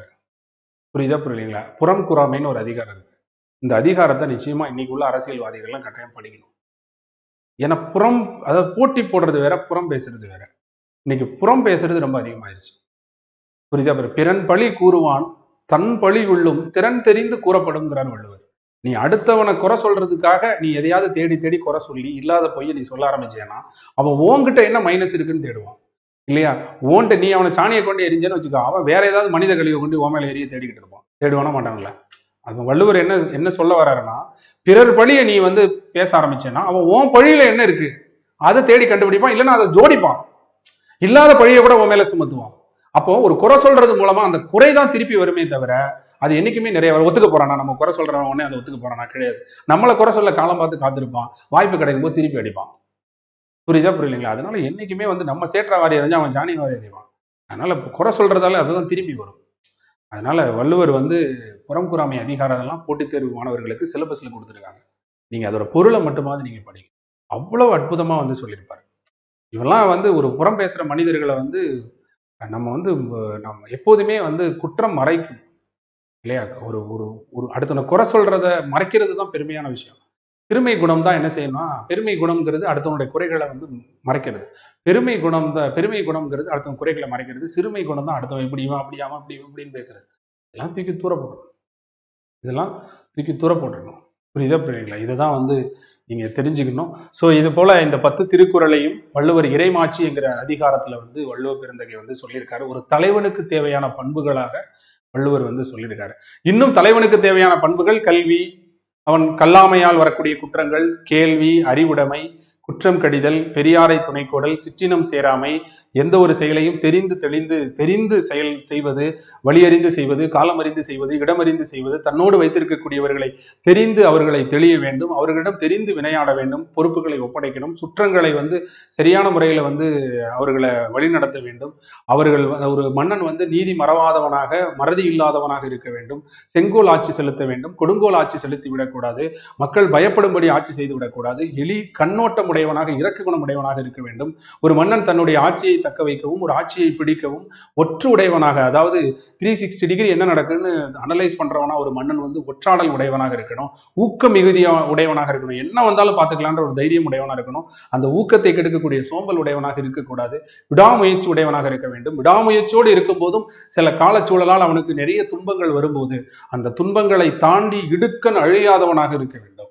அவன் துன்பங்களை தாங்கி வெல்லக்கூடியவனாக இருக்க வேண்டும். அது மட்டும் இல்லாமல் அவன் தன்னுடைய படை, குடி, கூழ், அமைச்சு, நட்பு, அரண், இந்த 6ஐயும் எப்படி ஹேண்டில் பண்ணணும்னு அவனுக்கு தெரியணும். இதை அவன் ஹேண்டில் பண்றதுல மிஸ்டேக் பண்ணிட்டான்னா மாட்டிக்குவான் இல்லையா? ஸோ இதெல்லாம் மன்னனுக்கு தேவையான பண்புகள் மட்டும் கிடையாது, எல்லாருக்கும் தேவையான பண்பு. சரியா? இதையும் இந்த இடத்துல நான் அவங்க எல்லார்ட்டையும் சொல்லிட்டு, ஸோ மாணவர்கள் எல்லார்ட்டையும் மீண்டும் ஒரு கோரிக்கையாக, புதிதாக அமைந்திருக்கக்கூடிய மாண்புமிகு முதலமைச்சர் திரு ஜோசப் விஜய் சார் அவர்களுக்கு நம்ம போட்டித் தேர்வு மாணவர்கள் சார்பாக ஒரு வாழ்த்துக்களை சொல்லிட்டு, நம்ம போட்டித் தேர்வு மாணவர்களுடைய கோரிக்கைகளை நாம் கையெழுத்து இயக்கமாக, ஏற்கனவே அவருடைய தேர்தல் வாக்குறுதியில அவர் வந்து சொல்லியிருக்கிறாரு, 10,000 பேர் கையெழுத்து போட்டு கொடுத்தா நாங்கள் பரிசீலிப்போம், 5 லட்சம் பேர் கையெழுத்து போட்டு கொடுத்தா சட்டமன்றத்தில் அது குறித்து விவாதமே நடத்துவோம்னு சொல்லியிருக்கிறாங்க. ஸோ அதனால ஏற்கனவே 1.25 லட்சம் கையெழுத்து நம்ம வாங்கியிருக்கோம். போட்டித் தேர்வு மாணவர்களுடைய குறைகளை அதை நாம மீண்டும் மாணவர்கள்ட்ட இருந்து நம்ம கையெழுத்து வாங்கி மொத்தமாக கொண்டு போய் 234 சட்டமன்ற உறுப்பினர்கள்ட்டையும் கொடுப்போம், மினிஸ்டர்ஸ்டையும் கொடுப்போம், சிஎம்டையும் கொடுப்போம், எல்லார்ட்டையும் கொடுத்து போட்டித் தேர்வு மாணவர்களுக்கு வரக்கூடிய நிறை குறைகளை நிச்சயமா நம்ம சரி செஞ்சு கொடுப்போம் அப்படின்னு சொல்லிட்டு, மாணவர்களுடைய கேள்விகளுக்கு ஒரு 10 நிமிடங்கள் பதில். சரியா? ரொம்ப நேரம் நானும் எடுத்துக்கிட்டேன். உங்களுக்கு ஏதாவது கேள்விகள் இருந்தால் தாராளமா கேளுங்க, நிச்சயமா நான் உங்களுக்கு பதில் சொல்றேன். என்னுடைய அனுபவத்துல இருந்து நான் சொல்றேன்.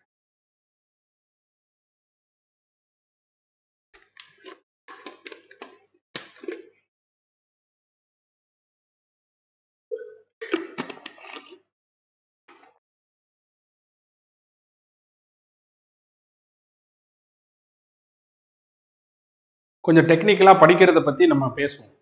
டெஸ்ட் டைம் டேபிள், கிளாஸ் எப்படி போகணும், டெஸ்ட் எப்படி போகணும், அதை பற்றி இன்னொரு நாள் பேசலாம்.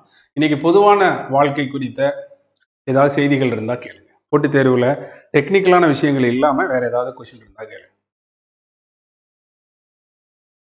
மார்க்கு மார்க்கு மார்க் அப்படின்னு கேட்காதீங்க. எல்லா நேரமும் மார்க் மார்க்குன்னு ஓடிக்கிட்டு இருந்தா எப்படி? நம்ம அதை பத்தி பேசுவோம், தனியா பேசுவோம். இன்னைக்கு நம்ம எடுத்துக்கிட்ட டாபிக் ரிலேட்டடா ஏதாவது இருந்தா கேளு.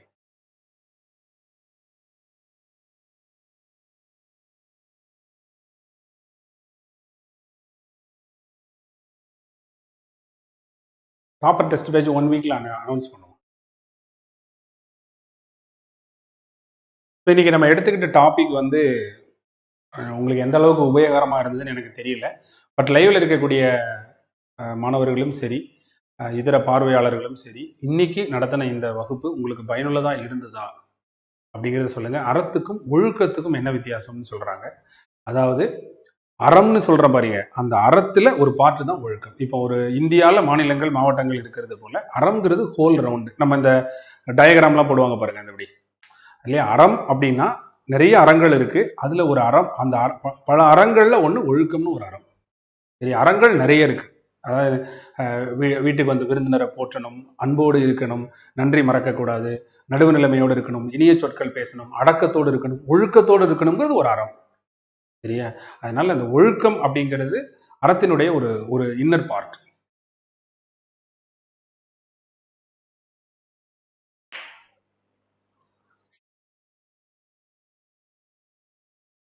நன்றி நன்றி கண்ணன்.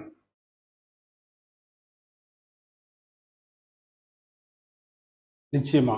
Thank you thank you thank you. பயனுள்ளதாக இருந்ததுன்னா மெசேஜ் பண்ணுங்க.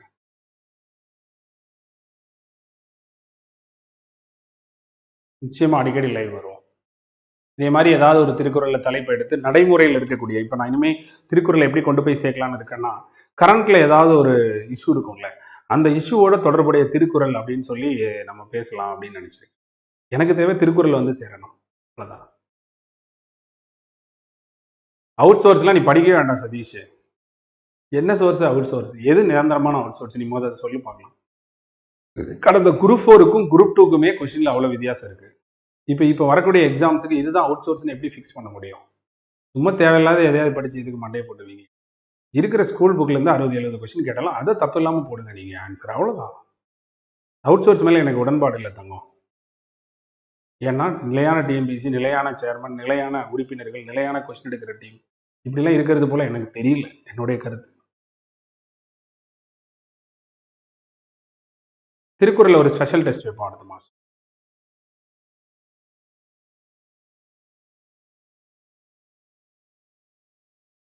படிக்கிறது மறக்காம இருக்குன்னா நீ ரிப்பீட் ரிவிஷன் பண்ணணும். ராசிபுரத்தில் இப்போ ஒரு ஃப்ரீ கோச்சிங் வந்து ஸ்டார்ட் பண்ண போறோம். நிச்சயமா இல்லாததில்லை வள்ளுவன் வாய் விளைந்தவற்று.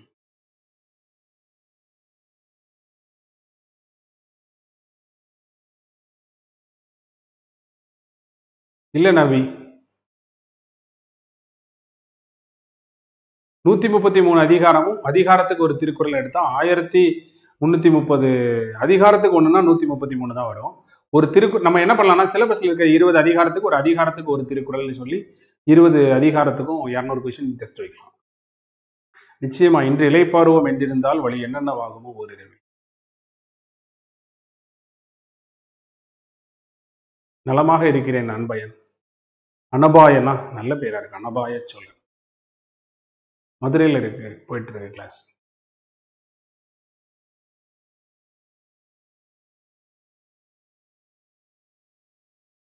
தமிழ் மொழிக்கு ஆற்ற வேண்டிய சேவைகள் நிறைய இருக்கு, திருக்குறளுக்கு ஆற்ற வேண்டிய சேவைகள் நிறைய இருக்கு. முதல் அதை சிறப்பா செய்வோம். செல்வராணி 1021 மார்னிங் எந்திரிக்கிறதுக்கு 422வது திருக்குறளை ஃபாலோ பண்ணுங்க. நிச்சயமா நல்ல நேரம்னு ஒண்ணு இருக்கு, நீங்க 38வது அதிகாரத்தை படிங்க.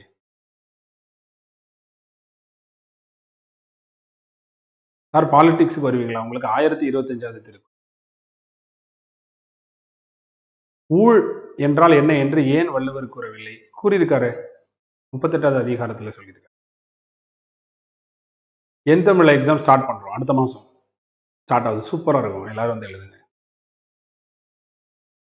எவ்வளவு மார்க் எடுக்கணும்னு கேட்டிருக்காப்புல. டிசபிலிட்டி ஃபர்ஸ்ட் டைம் டிஎம்பிசி எழுத போறேன் அப்படின்னு சொல்றாங்க. மார்க் எவ்வளவு எடுக்குன்றது இல்லை, இப்போ எல்லாருமே நல்லா படிக்க ஆரம்பிச்சிட்டாங்க தங்கம். மாற்றுத்திறனாளிகளும் படிக்கிறாங்க நிறைய. அதனால நீங்க ரிசர்வேஷனை பற்றி யோசிக்காமல் ஃபுல் மார்க் எடுக்கவே ட்ரை பண்ணுங்கள். நிச்சயமாக ரிசர்வேஷன்லையாவது உங்களுக்கு வேலை கிடைக்கும். சில நேரங்களில் நமக்கு ரிசர்வேஷன் இருக்குன்ற எண்ணம் நம்மளை படிக்க விடாமல் பண்ணி கம்மியாக மார்க் எடுக்க வச்சு ரொம்ப கம்மியாக எடுக்க வச்சது. நமக்கு சலுகையே இல்லைன்னு நினச்சாதான் நம்ம நல்லா படித்து வேலைக்கு போவோம். நிச்சயமா டிஎன்பிஎஸ்சி சிலபஸில் வந்து ஒன்றும் இல்லை, நேர்மையான வெளிப்படையான விஷயங்கள் வரணுன்ற.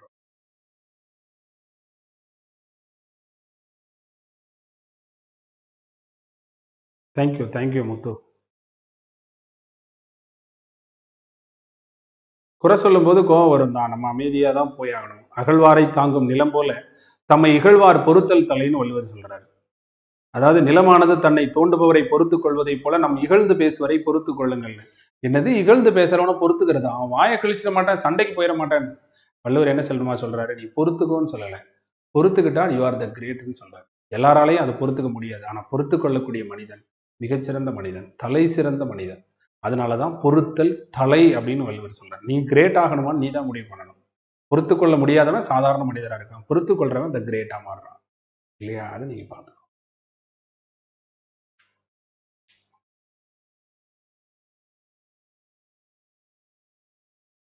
கோயம்புத்தூர்ல ஒரு முக்கியமான அனௌன்ஸ்மெண்ட் சொல்ல மறந்துட்டேன்.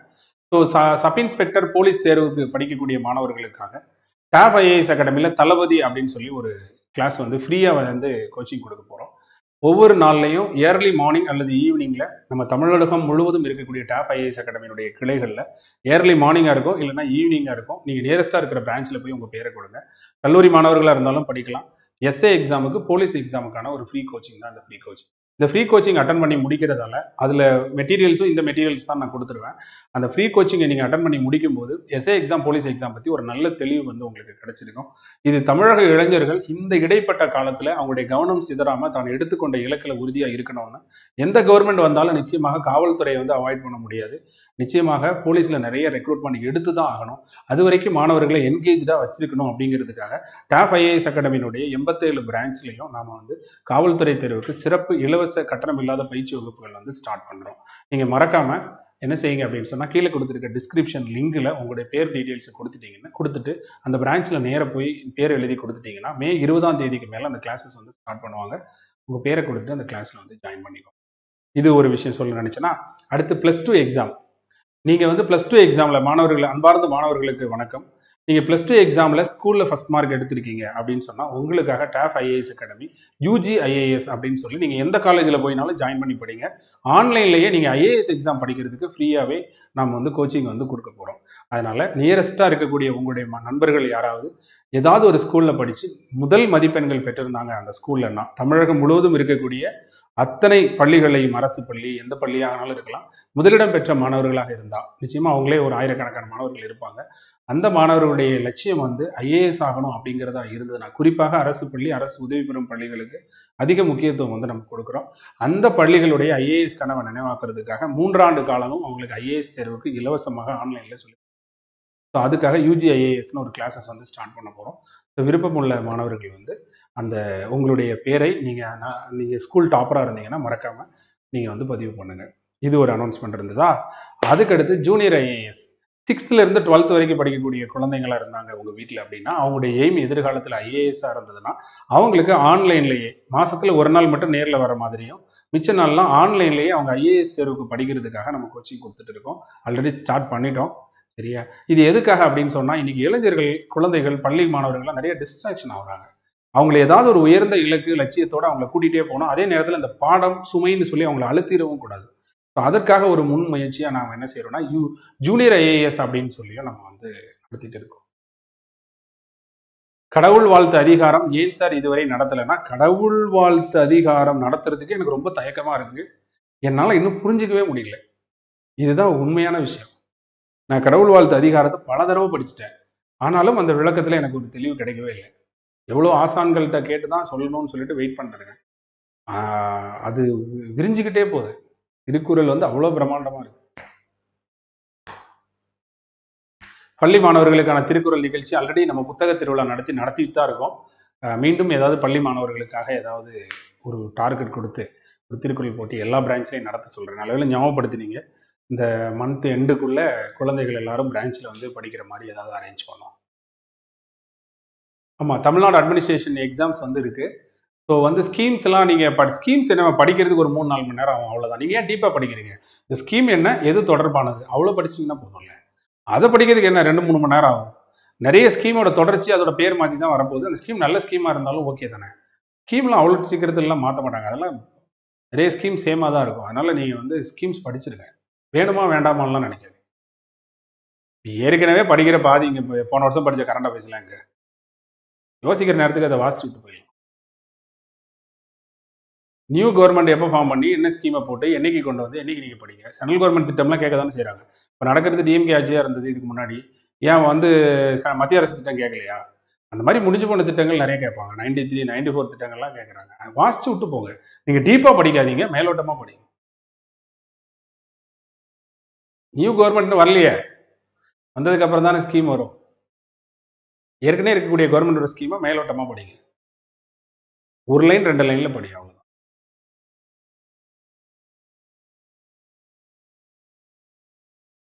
பாடம் நடத்திட்டேன், இருக்கு வீடியோ பார்த்துக்கோ சுப்லட்சுமி. ஜூனியர் ஐஏஎஸ் பற்றி சொல்கிறேன், நான் டீட்டெயிலாக நான் சொல்கிறேன். ஏற்கனவே வீடியோஸ்லாம் போட்டிருக்கோம். ஜூனியர் ஐஏஎஸ் சேனல் ஆரம்பிச்சிருக்கோம். அதே மாதிரி காலேஜ் ஸ்டூடெண்ட்டுக்காக இளம் தலைமுறை சொல்ல மறந்துட்டேன். நீங்கள் கல்லூரி 2026 முடிக்க போகிறீங்களா? அடுத்து நீங்கள் என்ன பண்ண போகிறீங்க அப்படின்னு பாருங்கள். நிச்சயமாக நீங்கள் படித்த துறையிலேயே உயர்ந்து நிற்கிறதுக்கு என்னுடைய வாழ்த்துக்கள். அது அப்படி இல்லாத பட்சத்தில் நீங்கள் ஒரு ஆண்டர்பிரனராக நிறைய பேருக்கு நீங்கள் வேலை கொடுக்குற மாதிரி உயர்ந்து வாங்க. அதுவும் இல்லாத பட்சத்தில் 3வது ஆப்ஷனாக நிச்சயமாக அரசு தேர்வுக்கு நீங்கள் படிக்கலாம். அப்படி அரசு தேர்வுக்கு படிக்கிறது உங்களுடைய இலக்காக இருந்தால் டாப் ஐஏஎஸ் அகாடமி உங்களுக்கு ஒரு பெரிய சப்போர்ட் பண்ணுது. என்ன அப்படின்னா, இப்போ கரண்ட் இயரில் நீங்கள் காலேஜ் முடிச்சிருந்தீங்க அப்படின்னா தமிழகம் முழுவதும் இருக்கக்கூடிய டாப் ஐஏஎஸ் அகாடமியினுடைய கிளைகளில் நீங்கள் போய் ஒரு ஸ்காலர்ஷிப் டெஸ்ட் எழுதிக்கலாம். வரக்கூடிய மே 17ஆம் தேதியிலிருந்து ஒவ்வொரு ஞாயிற்றுக்கிழமையும் கிட்டத்தட்ட 6 வாரங்கள் ஞாயிற்றுக்கிழமையில வந்து ஒரு என்ட்ரன்ஸ் எக்ஸாம் வந்து நடத்துகிறோம். அந்த என்ட்ரன்ஸ் எக்ஸாமில் ரொம்ப கம்மியான சிலபஸ் தான். அந்த எக்ஸாம் அட்டன் பண்ணாலே உங்களுக்கு கிட்டத்தட்ட 50% ஆஃப் ஸ்காலர்ஷிப் வந்து உங்களுக்கு கிடைக்கும். அதனால கரண்ட்ல காலேஜ் முடிச்சிருக்கக்கூடிய ஸ்டூடெண்ட்ஸாக இருந்து நீங்கள் அரசு அதிகாரி ஆகணும்னு ஆசைப்பட்டீங்கன்னா நிச்சயமாக டாப் ஐஏஎஸ் அகாடமியுடைய இளம் தலைமுறை அப்படின்னு சொல்லக்கூடிய ஸ்காலர்ஷிப் டெஸ்ட்டை வந்து எல்லாரும் வந்து எழுதுங்க. எழுதிட்டு 1 இயருக்கு டாப் ஐஏஎஸ் அகாடமியில் ஸ்காலர்ஷிப்பில் நீங்கள் வந்து படிச்சுக்கலாம். அதுக்கான வாய்ப்புகள் வந்து நிறைய இருக்குது. அதனால் உங்களுடைய நண்பர்கள் யாராவது இருந்தாங்களோ, உறவினருடைய குழந்தைகள் யாராவது இருந்தாலும் டாஃபினுடைய இளம் தலைமுறையினர், அதாவது யங் ஜென்ரேஷனை சரியான முறையில் வழி நடத்துறதுக்காக அவங்க காலேஜ் முடித்த உடனே அரசு தேர்வுக்கு தயாரானாங்கன்னா எளிமையாக தயாராக முடியும். ஸோ படித்ததால் ஒன்று கற்றுக்கொள்கிறோம், இல்லை பெற்றுக்கொள்கிறோம். அதனால இழப்பொன்றும் இல்லை. யங் ஏஜில் படிக்கும்போது குயிக்காக படிச்சிட முடியும். ஒரு 4-5 வருஷம் கேப் விட்டு படிக்கும்போது நிறைய சிரமங்கள் வந்து இருக்கும். தொடர்ந்து கல்லூரி முடித்த உடனே படிக்கிறவங்க ஈஸியாக அச்சீவ் பண்ண முடியும். அப்படிங்கிறதுனால யங் ஜென்ரேஷனுக்கு 26ன்னு ஒரு ஸ்காலர்ஷிப் டெஸ்ட் நடத்துகிறோம். உங்கள் தம்பி தங்கச்சிங்க யாராவது இருந்தால் தெரியும். Okay, very good. சரியா? ஸோ நல்லா படிங்க. Wish you all the best எல்லாருக்கும். மீண்டும் ஒரு நாள் இதே போல் நடப்பில் என்ன விஷயங்கள் இருக்கோ அதை திருக்குறளோட நம்ம வந்து தொடர்பு படுத்தி நிறைய வகுப்புகளில் வந்து நம்ம சந்திக்கலாம். அது மட்டும் இல்லாமல் நம்முடைய கையெழுத்து இயக்கத்தை ரீஸ்டார்ட் பண்ணி அதற்காக நம்ம மாணவர்களை சந்திக்கிறதுக்கும் நான் வரேன். நன்றி, வணக்கம்.